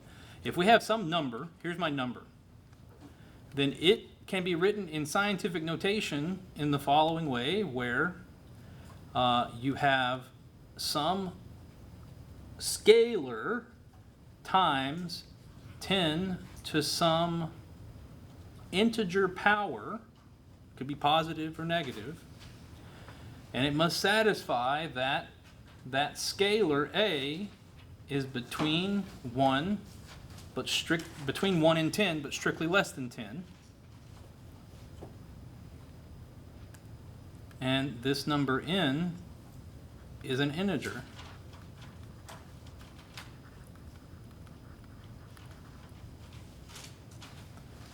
So whatever your number is, if you can get it written in this format, it's scientific notation. That would be the scientific notation for this number. It all has to do with this number in front being between 1 and 10. And then assigning the correct exponent.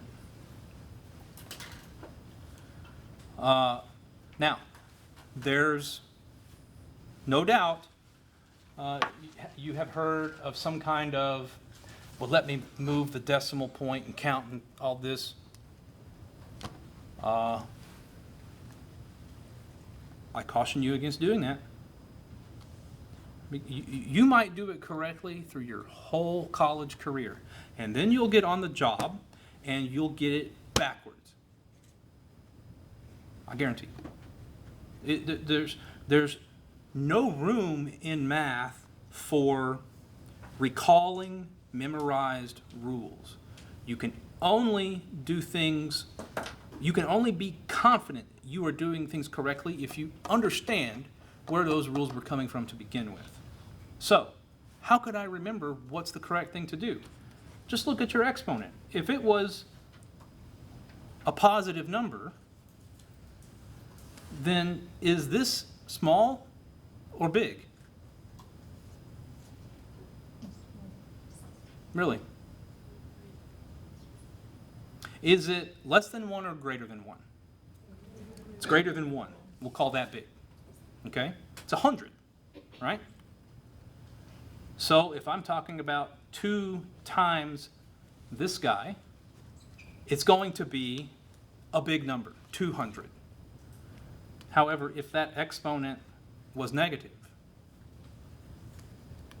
then you're saying 2 divided by 100. That's small. That's 2%. This is 200%. This is 2%. Big difference. So,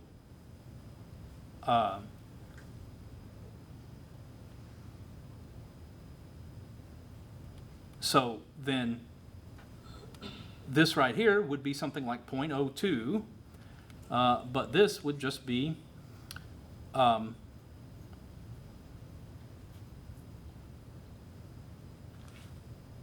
well, why did I say 200%?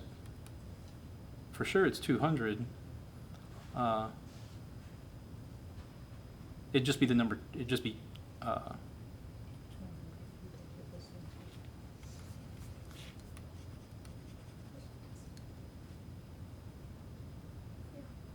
if I want the percent symbols to show up, the percent symbols just mean divide by 100. That's why I can directly replace them here.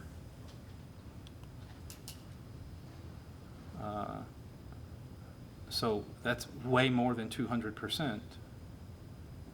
It's 20,000%, isn't it? Don't say sure. Look, this number is the number 1. These percent symbols exactly mean divide by 100. So if I took that number that's out here, this number right there, then the percent symbols say divide by 100. Can you see why 100% is the number 1?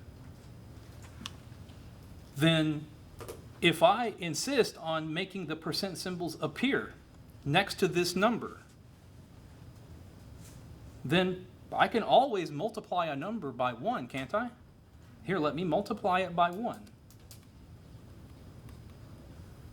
Then the percent symbols are left over, and what does that come out to be? 20,000.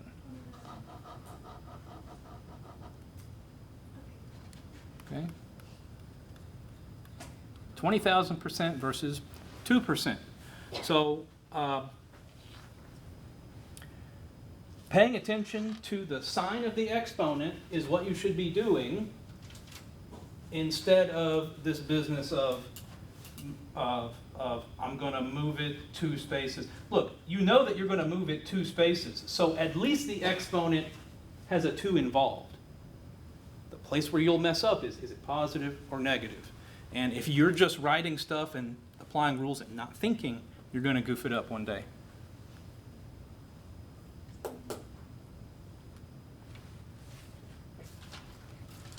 Write this number in scientific notation. Will my exponent be positive or negative? Okay. And so what am I going to write?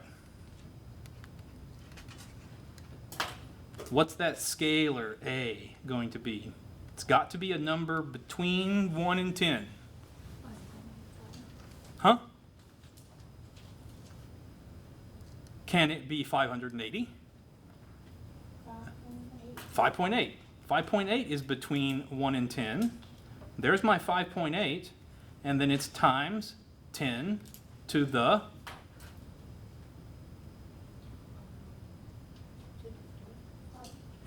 fourth?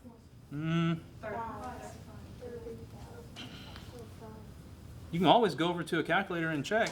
10 to the fourth, that's going to be a 1 with 4 zeros.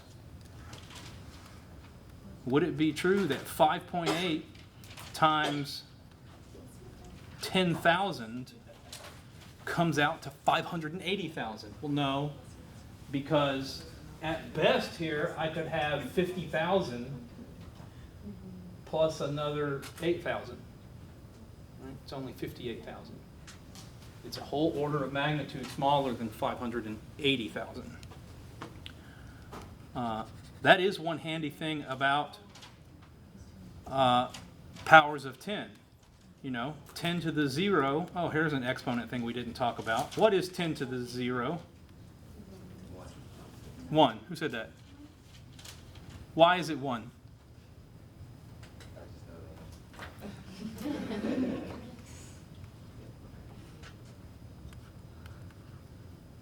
Do you agree that that's the number 1? 10 over 10. But this is something with an exponent. That would just be 10 to the 1 minus 1, which is 10 to the 0. So anything to the 0 is going to be 1. 10 to the 0 is the number 1. It has no zeros after the 1. 10 to the 1 is the number 10. It's got 1 0 after the 10. 10 squared is 100. It's got 2 zeros after the 1. 10 cubed, 1,000. It's got 3 zeros after the 1. So that's a very handy observation. Then you can instantly inspect if whether or not you have the right thing, because it's 5.8 times 100 grand. You've got 100 grand and you've got a 5.8 8 times. And that's what this is. This is 100. This is 5.8 times larger than 100,000. Now, when it comes time to write an answer,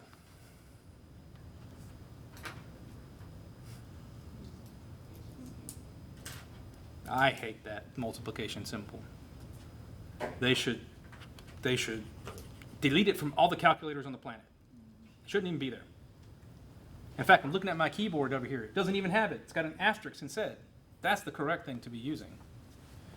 You would want to use a dot or nothing at all, which is referred to as juxtaposition.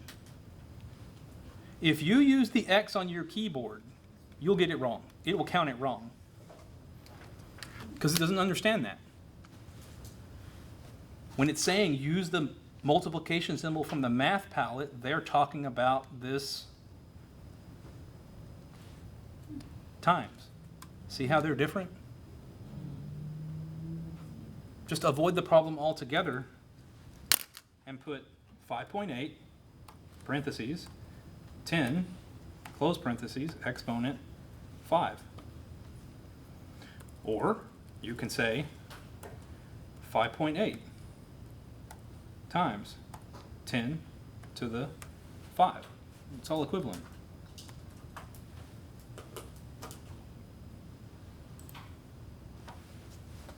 Okay. This might be the safest way.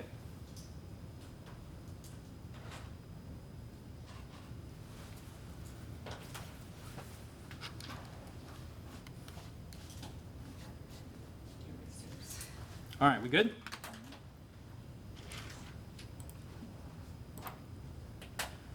Zero 0.310. What's my A value? 3.1. Now, there's an issue here. If we typed in 3.1 times 10 to the whatever, we'd get it right. But that's because this isn't chemistry. The fact is that it should really be 3.10. Okay? This is an idea called significant digits. You have to imagine that this quantity is like you put some medicine on a scale, and this is what the scale read, 0.310. It didn't say 0.31 and then you don't know what the next number is. You know that the next digit is 0. And here you have captured that idea that I know that the next digit is 0 by keeping it here. Okay? So 3.10 times 10 to the, is it positive or negative? Negative. Negative, because we're dealing with a number less than 1. So this will be 10 to the minus what? 3. To the minus 3? 1. How come it's to the minus 1? It would say 3.10 divided by 10. It only moves to the right once. That's true. Or by 10. We're taking this number and dividing it by 10. Think about 3 divided by 10. That's just 0.3, right? 0.3 is a lot like 0.310. It's the same idea. 3 over 10 is 0.3, so it must be the case that 3.10 over 10 is 0.310. Now, it will, I'm sure, take your answer 3.10 times 10 to the minus 1. But all you need to do is type 3.1. It doesn't worry about significant digits. So 3.1 and then times 10 to the minus 1.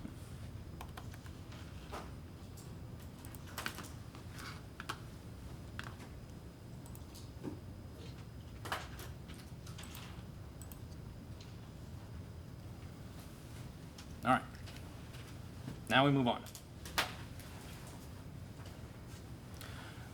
Question 9. Let me look ahead here. 9, 10, 11. Okay. It is break time. This is a good stopping point. So when we come back, we will deal with polynomials, adding them, multiplying them, and that's it.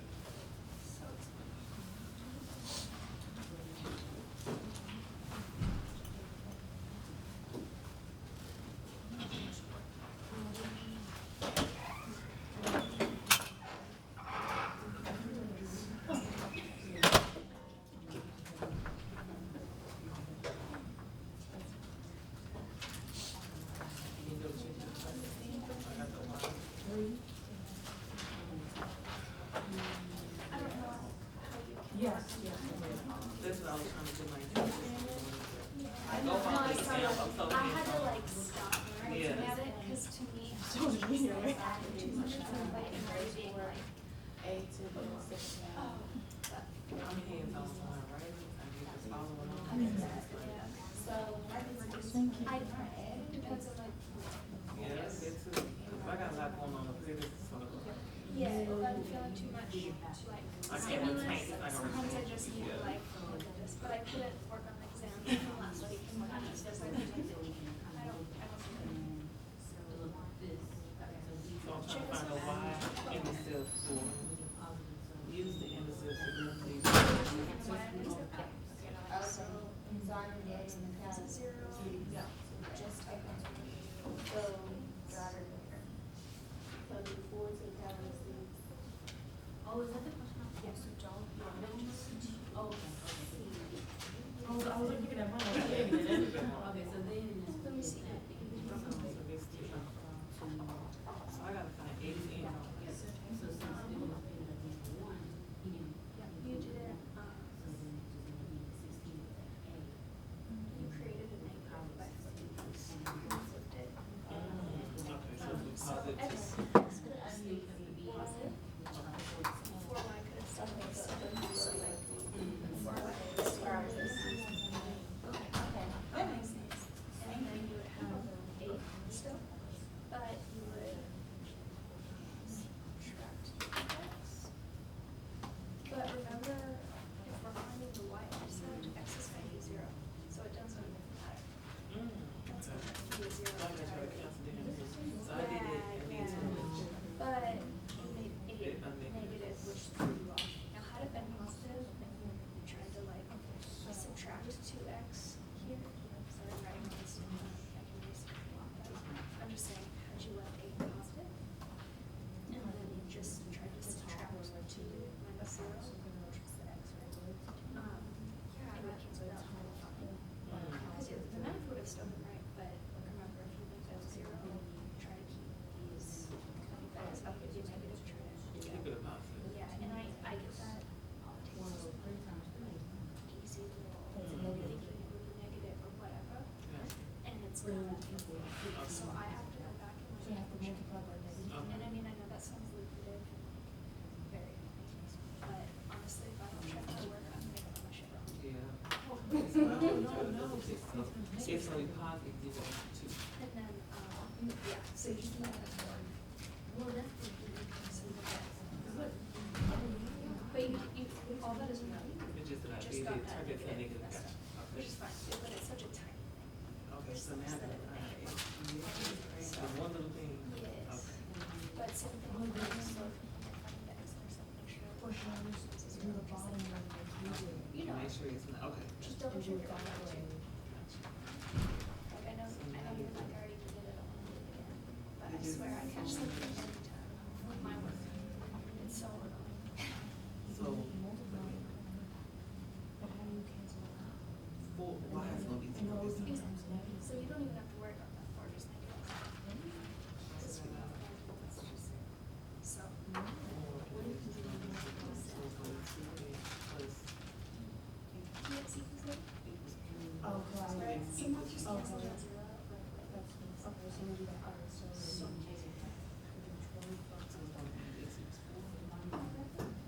So 0, 4 is 1. Oh, yeah, because y. Yeah. Okay, so now I gotta find out the chart. Gotcha. Yeah. So now I just need to find on the graph. So So,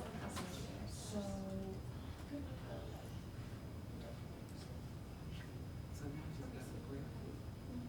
alright, so this person is, this code, so that, So it's equal to, so right here, alright, so that changes out, so that means what's going to be.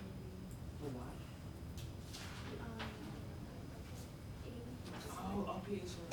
so you wanna know something? Two zero If is that X equal. is there, so what I do is if you look at this, so you have X, you have Y. See how this Y has a stem? I know it's kind of silly, but like see how the stem kind of looks like this. I don't know if you did. Okay, watch, look, right here, it is. I know, but they have that for some reason, it's like other places they might not have it. So at least know that Y has a stem. See, it's just, Yes. that's the only reason. Gotcha. Every time I think about that, even when I'm big one. And then X is 4 zeros, so 4. And then when it comes to the price, these. Oh, okay. When it goes next one. We don't talk about this. We just, Okay. we don't know her. The X. Yeah, Okay. but- Just little things that like resort back to. No, if I, Yeah, it helps a lot, so if that's I good, multiply. because it's close to the. Now you can forget it because it makes Yeah. sense. Alright, So your Y is a stem. so They're It's just going down. vertical, Yeah. I guess that's it. Horizontal, I think. is more like So these just on the points here. Let me just double check, sorry. So this is 2 0 and. So X is equal to 3 over 7. I thought we were Should X not for think more. so. I thought it was X for more. Okay. Yeah, that helps. But, okay, then. Oh, wow, he goes to big one. Yeah, I tell you, It's the same concept again? Find it, exactly, which you already know. Okay, so I just do it. Yes, but make sure you write it as, as this, one, 0, comma, Gotcha. 1. And it won't tell me. Yes. When I see So I'm it. just gonna, yes, she's Okay, now I'm fine X. It's going to the council. That's what it is. Yeah, and then, so the 3 times 7 is 7. Okay, so then there's be 7 to 7. So I will divide. So it's gonna It's a be. number, it's a single digit, it's a number, and it's double, 3 by 3, that's 3 times 11. Yeah, It's 33. 44, 4 times 11. Yeah. Little, is that just for you? So So you'd be making that, so this is 33 is that? exactly. So this is a, oh my God, man. Look at us. Look at you, I don't even make progress. I'm just telling you what you already know. Yes, it just refreshed me. This one's probably. So this But is- I swear it helps having someone do it. Yeah. Cause no, I wanna see. Cause I mean, so this is him, but he just, yeah, and he did it. Like, I'm like, oh my God, this is awesome. Yeah.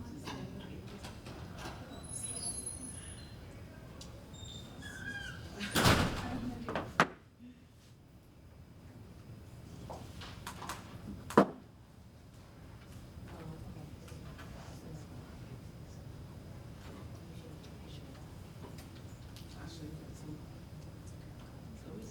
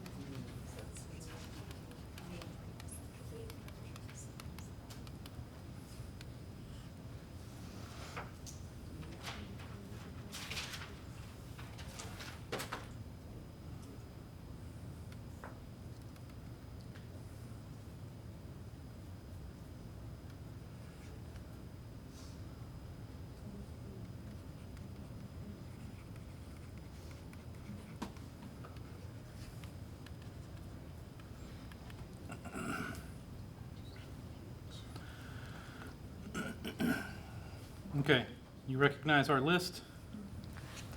Distribute, combine like terms, additive inverse, multiplicative inverse. You follow these 4 steps, your equation's solved. However, just the first 2 will simplify an expression, even if it's not an equation. Right? If I just give you something and say, here, make it easier looking, then you're going to distribute. You're going to combine like terms. What is a like term? What do we mean when we say like terms? Huh? The same coefficient Not coefficient. or variable. Same variable and what else? Exponent. Because these are the same variable, but their exponents are different, so they are not alike.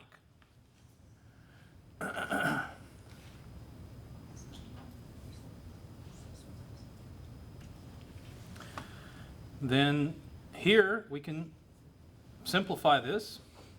It says to add as indicated. That means to simplify this thing down to a smaller expression. I should distribute and combine like terms. Well, the distribution is trivial. The number that would distribute out here is a 1. It's done, right? I can just take the parentheses and throw them away.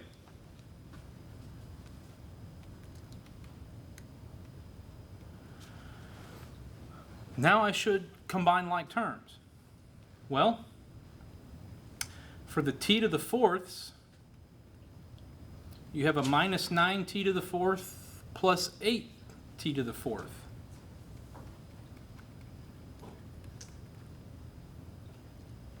Right? And I'll just sort of count down like that. I don't see any t cubes, so that's done. The t squareds, we have an 8t squared minus a 4t squared.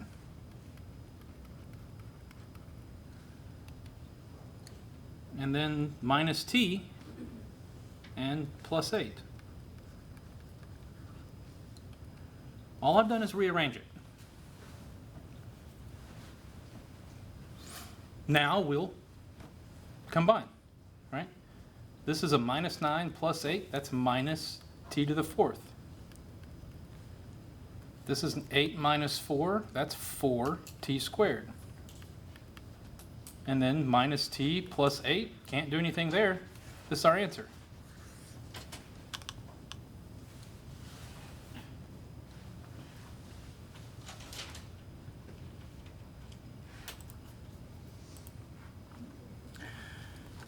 Minus t to the 4th plus 4t squared minus t plus 8.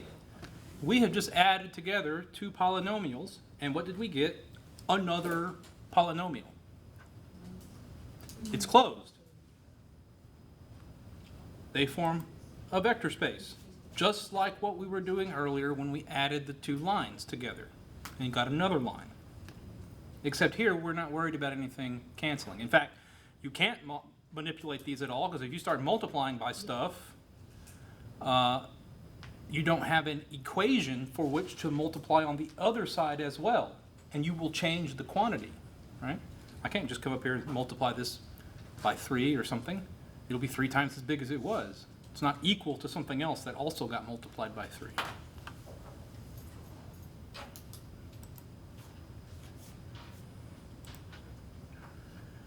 Distribute, combine like terms. What am I going to distribute? Variables and exponents.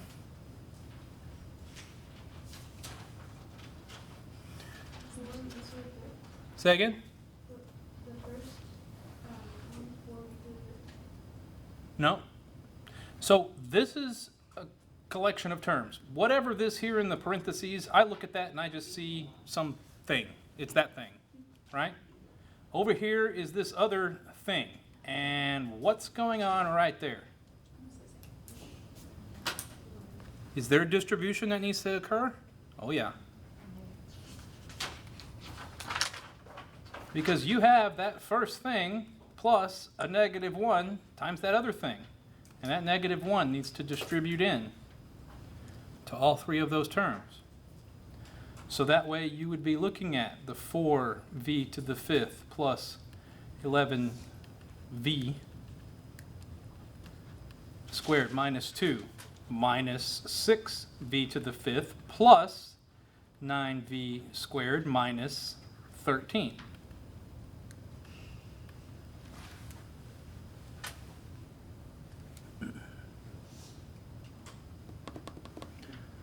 So the sign of all the terms in the second collection of parentheses alternated from positive to negative or negative to positive. They all switched. Now I can combine like terms.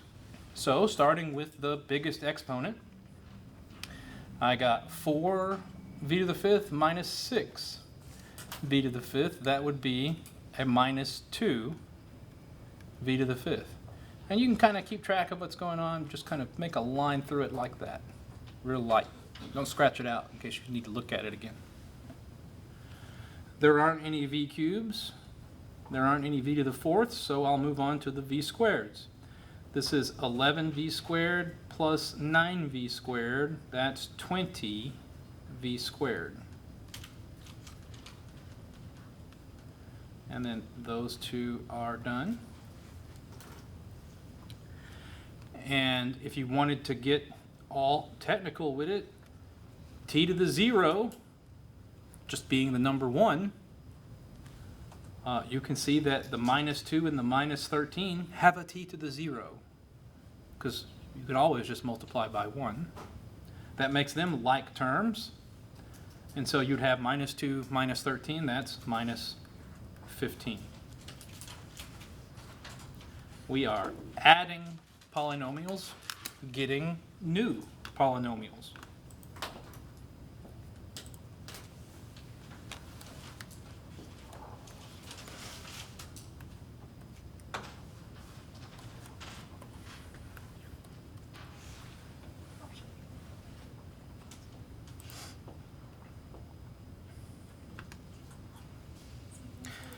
Okay, that's adding. Now we want to multiply.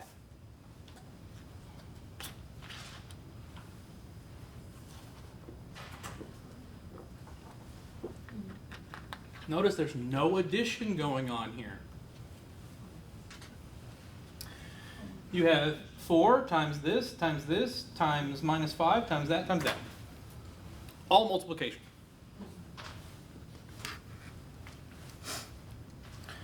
So then the parentheses aren't doing anything for you.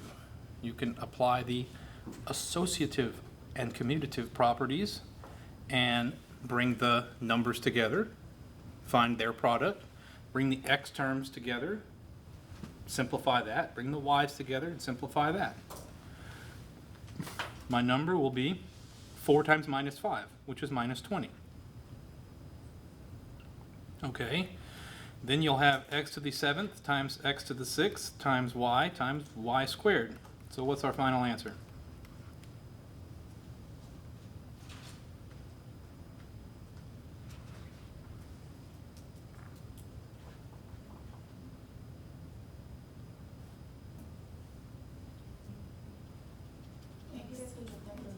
X to the 13,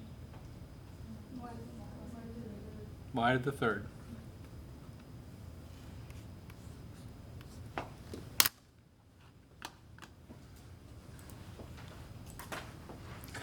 Minus 20 x power 13 y cubed.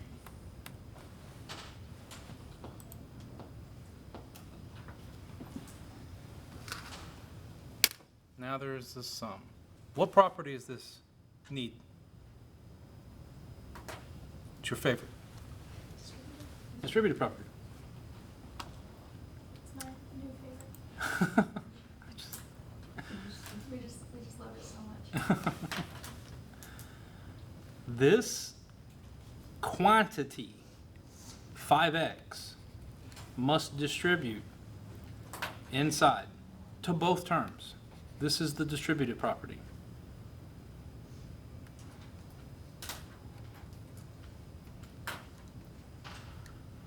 This is a simple problem, but still, I've seen plenty of students mess it up. Particularly, it would get messed up if there was a negative out here on the outside. Here, there's not one, so that's remotely easier. Distribute the 5x to the minus x. What do you get?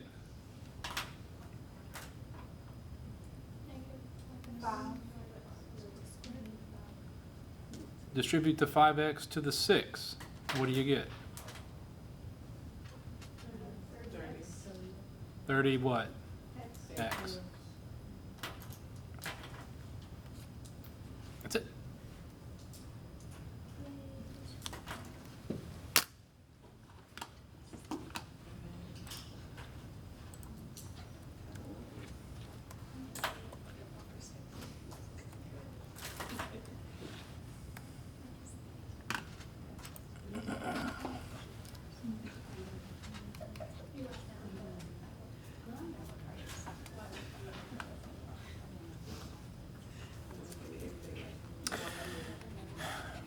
And now, this product of two linear terms,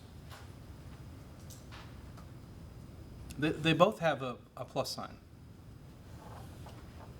Now, if you know some little gimmick, some little tool, some little algorithm of how you would solve this, just like we did earlier, take it, put it over here, don't look at it. Let us solve this problem with nothing more than distribution. That's all it is. It's 3 distributions. The term that we are going to distribute is the one in this red box. That guy is going to distribute in times the 5c, and it's going to distribute in times the 6. And we would get the 4c minus 4 times the 5c plus the 4c minus 4 times the 6.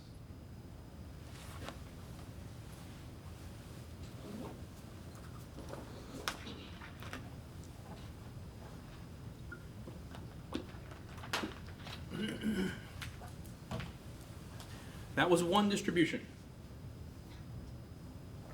Now you can see what the other 2 distributions would be. This 5c is going to distribute into here, and the 6 is going to distribute into here. Now don't, so if this 6 distributes in to, let's say, this 4, this minus 4, don't write minus 24 just yet. Just write minus 4 times 6. Leave everything, don't simplify anything is what I'm trying to say. So when the 5c distributes in, we would get 4c times 5c minus 4 times 5c plus 4c times 6. Let me just sneak some parentheses around that. 4c times 6 minus 4 times 6.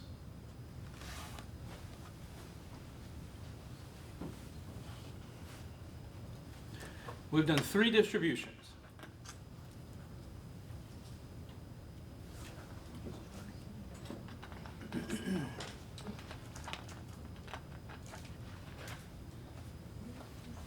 Now let's inspect what happened to everything in the course of doing all that distribution.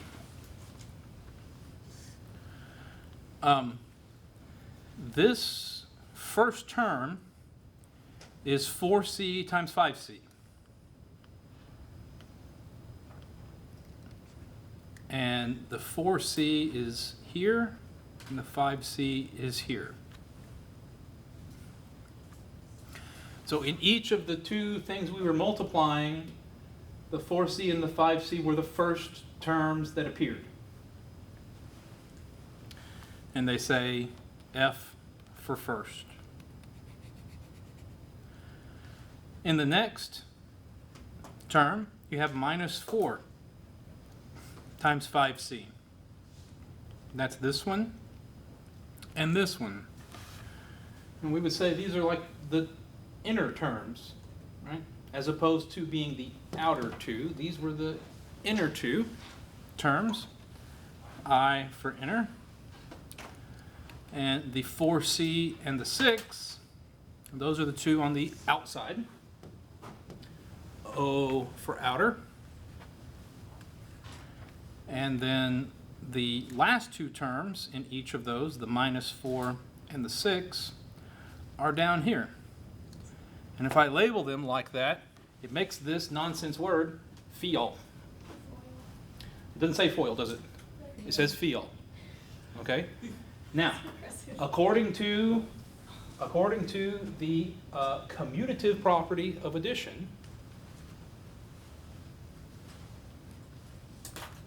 says that we can add stuff in whatever order we want,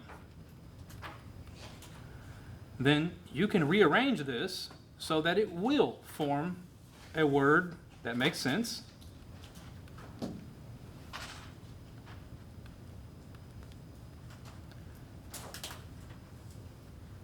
And then now, upon doing that final rearrangement, which the only reason we needed to rearrange it at all was so that the I and the O would change position.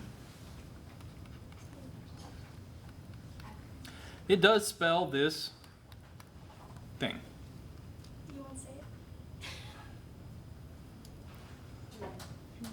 I'm not a gimmicks mathematician. I don't like it. Good acronym. I will use it, but it's like when I'm doing it, I'm not like saying it in my head or anything like that. I just go. You can say it if you want.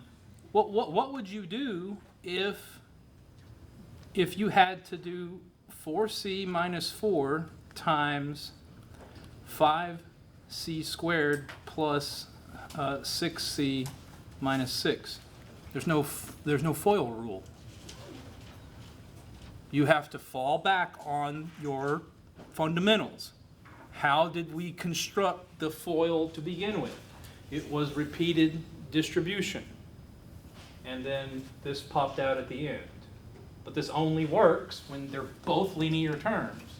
If suddenly I give you this, there isn't. I mean, it might spell something. I never tried. Don't need to. I would distribute the 4c to all three of these. I would distribute the minus 4 to all three of these. And whatever I get is the answer.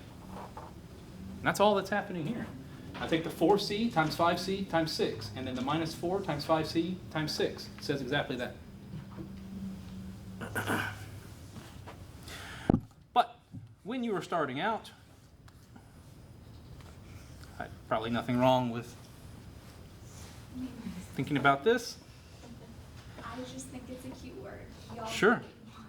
I'm not trying to change any curriculum here. Oh no. I don't care about I'd be. You could bet money that if we went to like the help me solve this or view an example, it'll talk about FOIL. It's just familiar. Yeah. If you go out of state or out of the country, sometimes they don't have it, that idea. Right? I was shown this in grade school, but I was also shown other things that weren't FOIL. None of what they showed me was the fact of the matter. This is the fact of the matter. This is what's actually going on.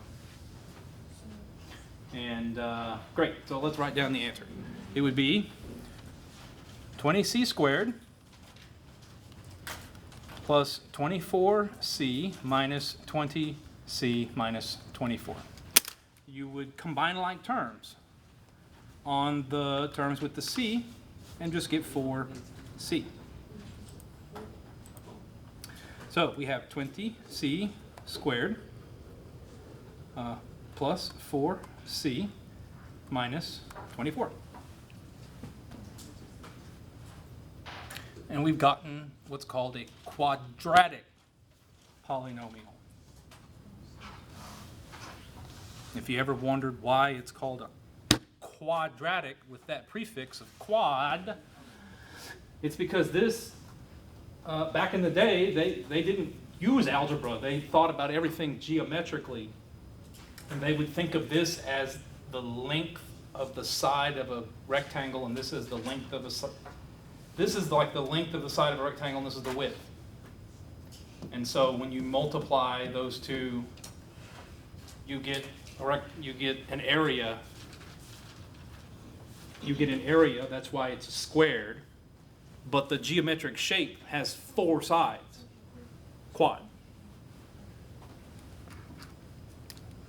So, polynomials that are degree 2, having a 2 for the exponent, are called quadratics.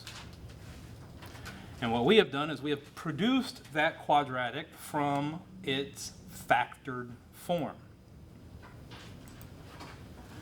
This is when it's factored. Notice that it's a product. And then down here, it's the very same thing, but it's a sum. Product to sum. Next week, we're going to go the other way, which is notably more difficult.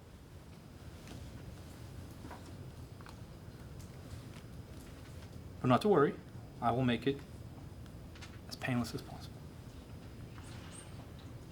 But it is a lot harder.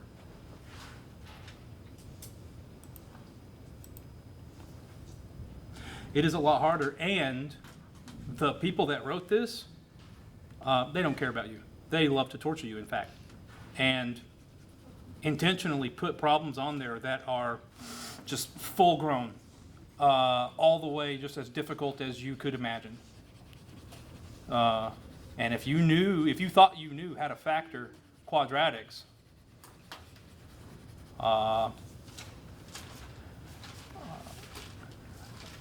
the problems that they give you are will absolutely flex that ability.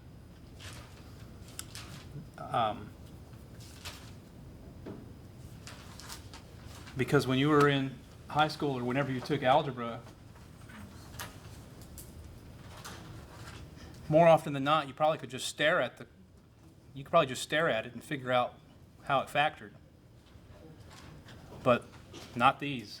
Not the ones that they're going to give you next week. Maybe a couple of them, but real quick, it'll turn out to be much harder than you think. See, look. All right, so this will be 6x times 7x. It's 42x squared. Plus 13 times 7x. See, I still do phi all because it's 13 times 7x to me. But the outer terms would be 6x times minus 4. That's a minus 24x. And then plus 81x. 70 plus 21. 91x. And then minus 4 times 13. That'd be 40 and 12. So minus 52.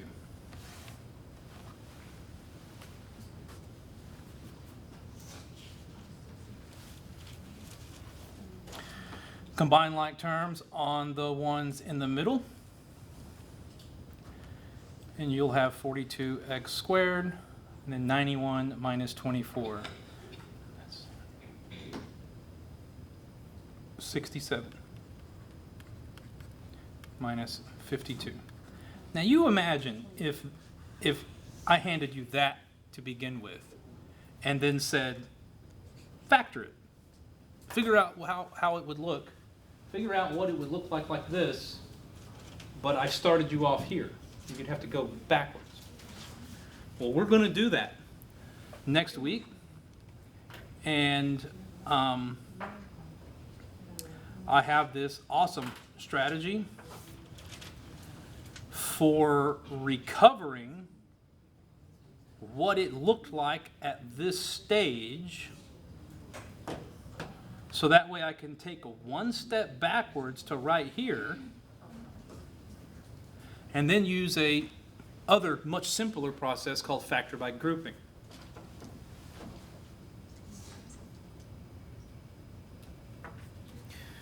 Okay, so the answer here would be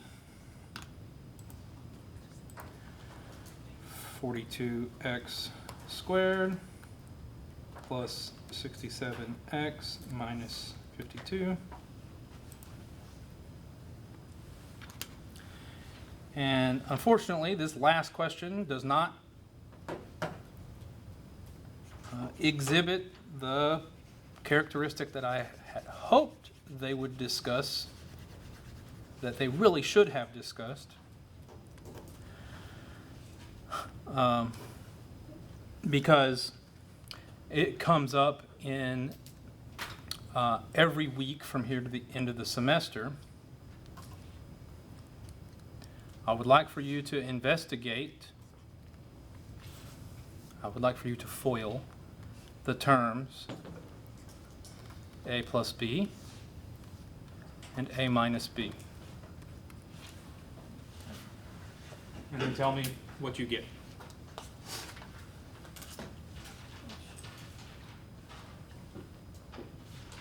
A squared. A squared, where are you getting this from? You haven't even written anything. A squared, what's the rest? Minus AB.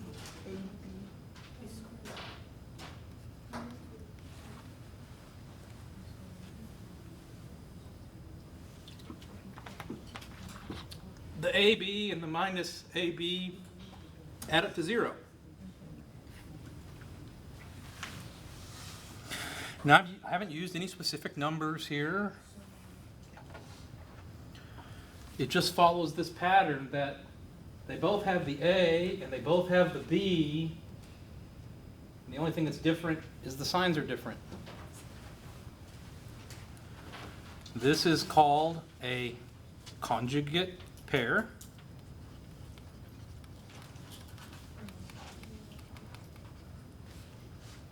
And if you multiply them out, you get a difference of 2 squares.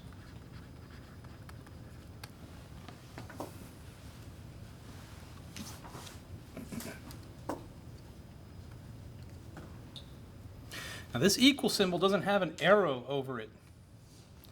It's not like it only goes that way. You can also go the other direction. In fact, that's really where the power in this idea is at. If I start off with a difference of 2 squares, I instantly know how it factors. Over here it's a sum, over here it's a product.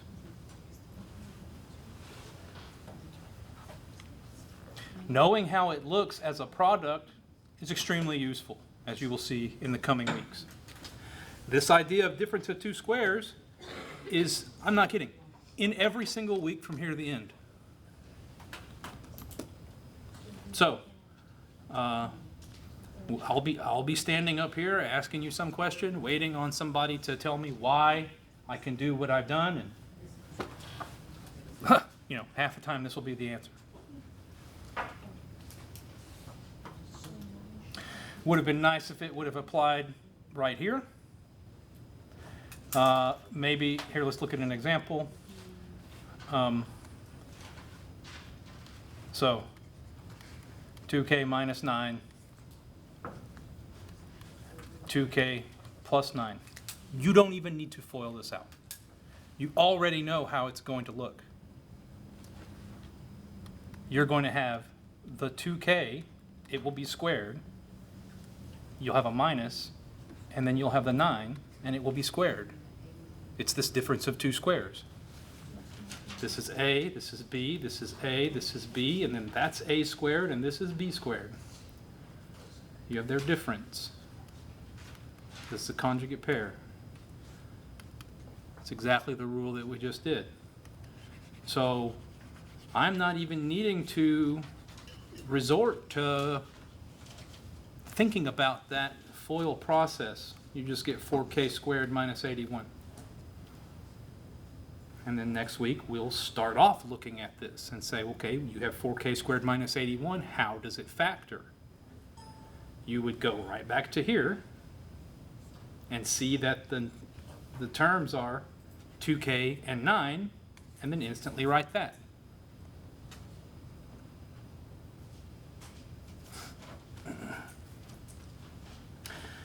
The last problem on the homework, the one that they gave us, is not 2k minus 9 and 2k plus 9. It is 2k minus 9 and 7k minus 2.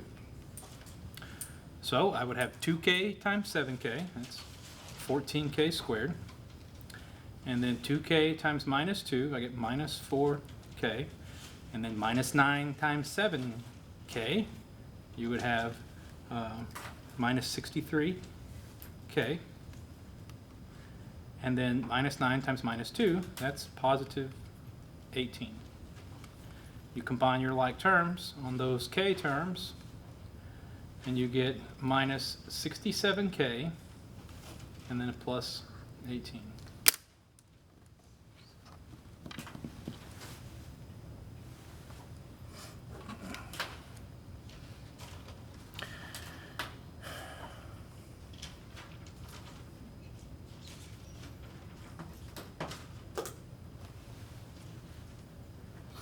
$14k squared minus 67k plus 18.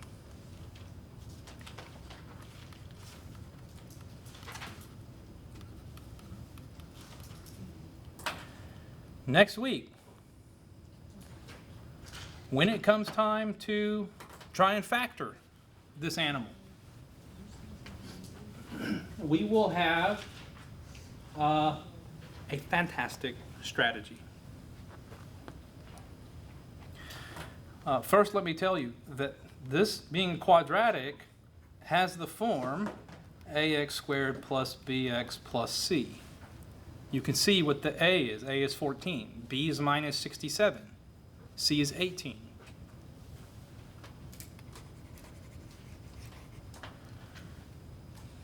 And anytime I have to factor a quadratic, unless it is exceptionally simple, and I can see what the answer is, I will always use this strategy. And my strategy is to solve this other problem, which is very doable. And if I can solve this other problem, then I will know how to rewrite my quadratic so that it will factor easily.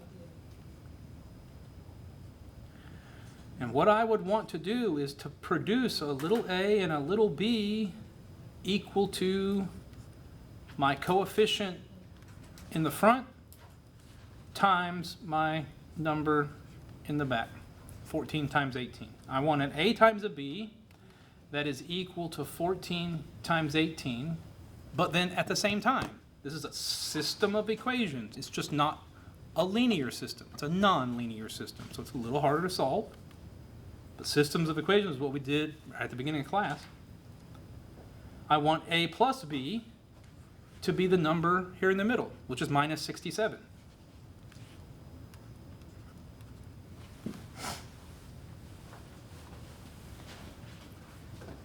Now 14 times 18 is 10 times 18 plus 4 times 18. It's 180 plus 40 plus 32.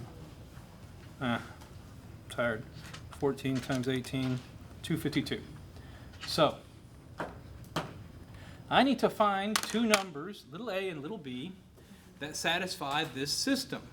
And my claim is that if you can do that, then you can come back over here to your quadratic and look, because a and b add up to minus 67, you can write this as plus a times k plus b times k plus 18.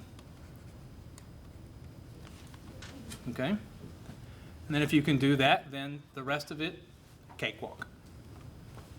How would I solve this system then? Focus on the sum. Do not focus on the product.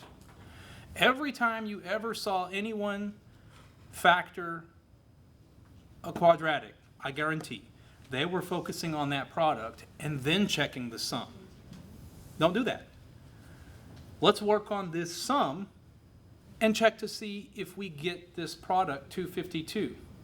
To get started, pick any two numbers, A and B, that add up to minus 67.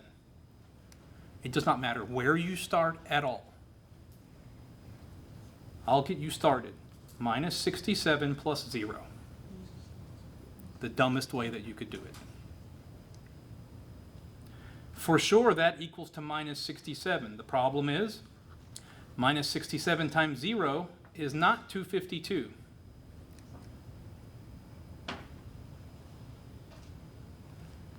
What about minus 66 minus 1? That's minus 67. But then minus 66 times minus 1, that's positive 66. We're moving in the right direction. We moved from 0 to positive 66.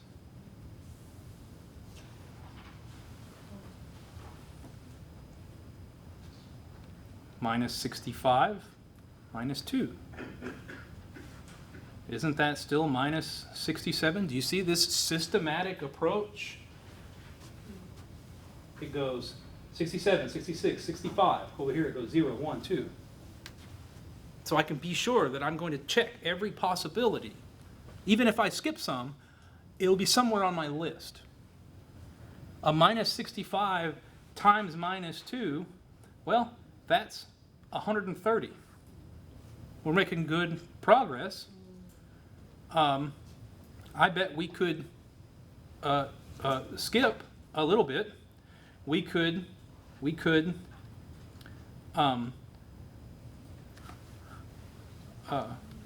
go by twos. So we could say minus 63 minus 4 and have still it adds up to minus 67. And wouldn't you know, minus 63 times minus 4 is 252.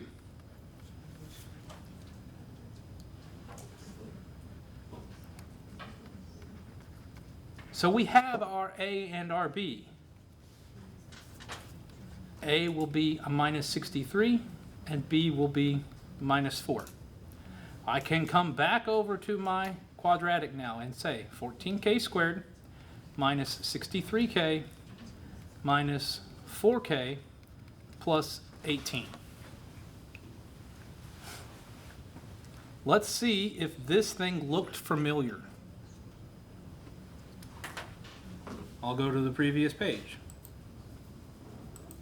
I'll go to the, not to the previous page, I'll go to here. And look what we got from FOIL. Minus 63 minus 4. So this process that I just showed you recovered what that polynomial looked like. Like if I suppose that I had the factored form down here and I was multiplying it together, then I would now know what it looked like before I combine like terms. That's the first step to factoring one of these. Up here, it's obscured. Minus 67k, there's an unlimited number of ways to come up with two numbers that add up to minus 67. Here, we were forming that infinite list right here of all the different ways to get two numbers to add up to minus 67. But of course, we stopped writing it whenever we had the two that yielded this magic number, 252. 252 was just coming from the product of the 14 and the 18. And then the solutions to that system you use as the two terms here in the middle. Then this is what it looks like exactly after you FOIL it. The rest of it would be called you would use a process called factor by grouping. It's very easy. You just group these together. You only look at a pair of them. And you say, what can I undistribute from that pairing? So from these two, wouldn't it be the case that a 7k could be factored out? That's like the opposite of distributing. It must be the case because you would be left with 2k and minus 9. If I distributed that 7k right there, I'd be right back where I started. For the other pairing, you would say what they have in common looks like a 2. I'll factor out a minus 2 for reasons we'll probably talk about later, and I'm left with 2k minus 9. Then I'm now just looking at two terms. That's a term, and this is a term. And each of them has in common a 2k minus 9. You can undistribute that 2k minus 9. So here's my 2k minus 9 coming out on the outside. And what would be left over in the parentheses? 7k minus 2. 2k minus 9 and 7k minus 2. That's what they started us with. And that's what we're going to do next week. Now you can definitely appreciate then that if your procedure for factoring was, I'm going to stare at it until I figure out what numbers it's going to be, this is one of the ones where that probably won't fly. Okay, let's wrap it up. Any questions before we go? No. All right. Don't log out unless you like losing attendance points. I will log you out at 9:30. And I'll see you in a week. What's up?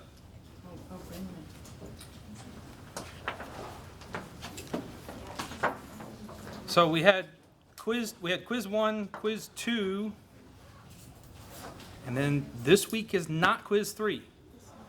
It's the midterm 1. Okay.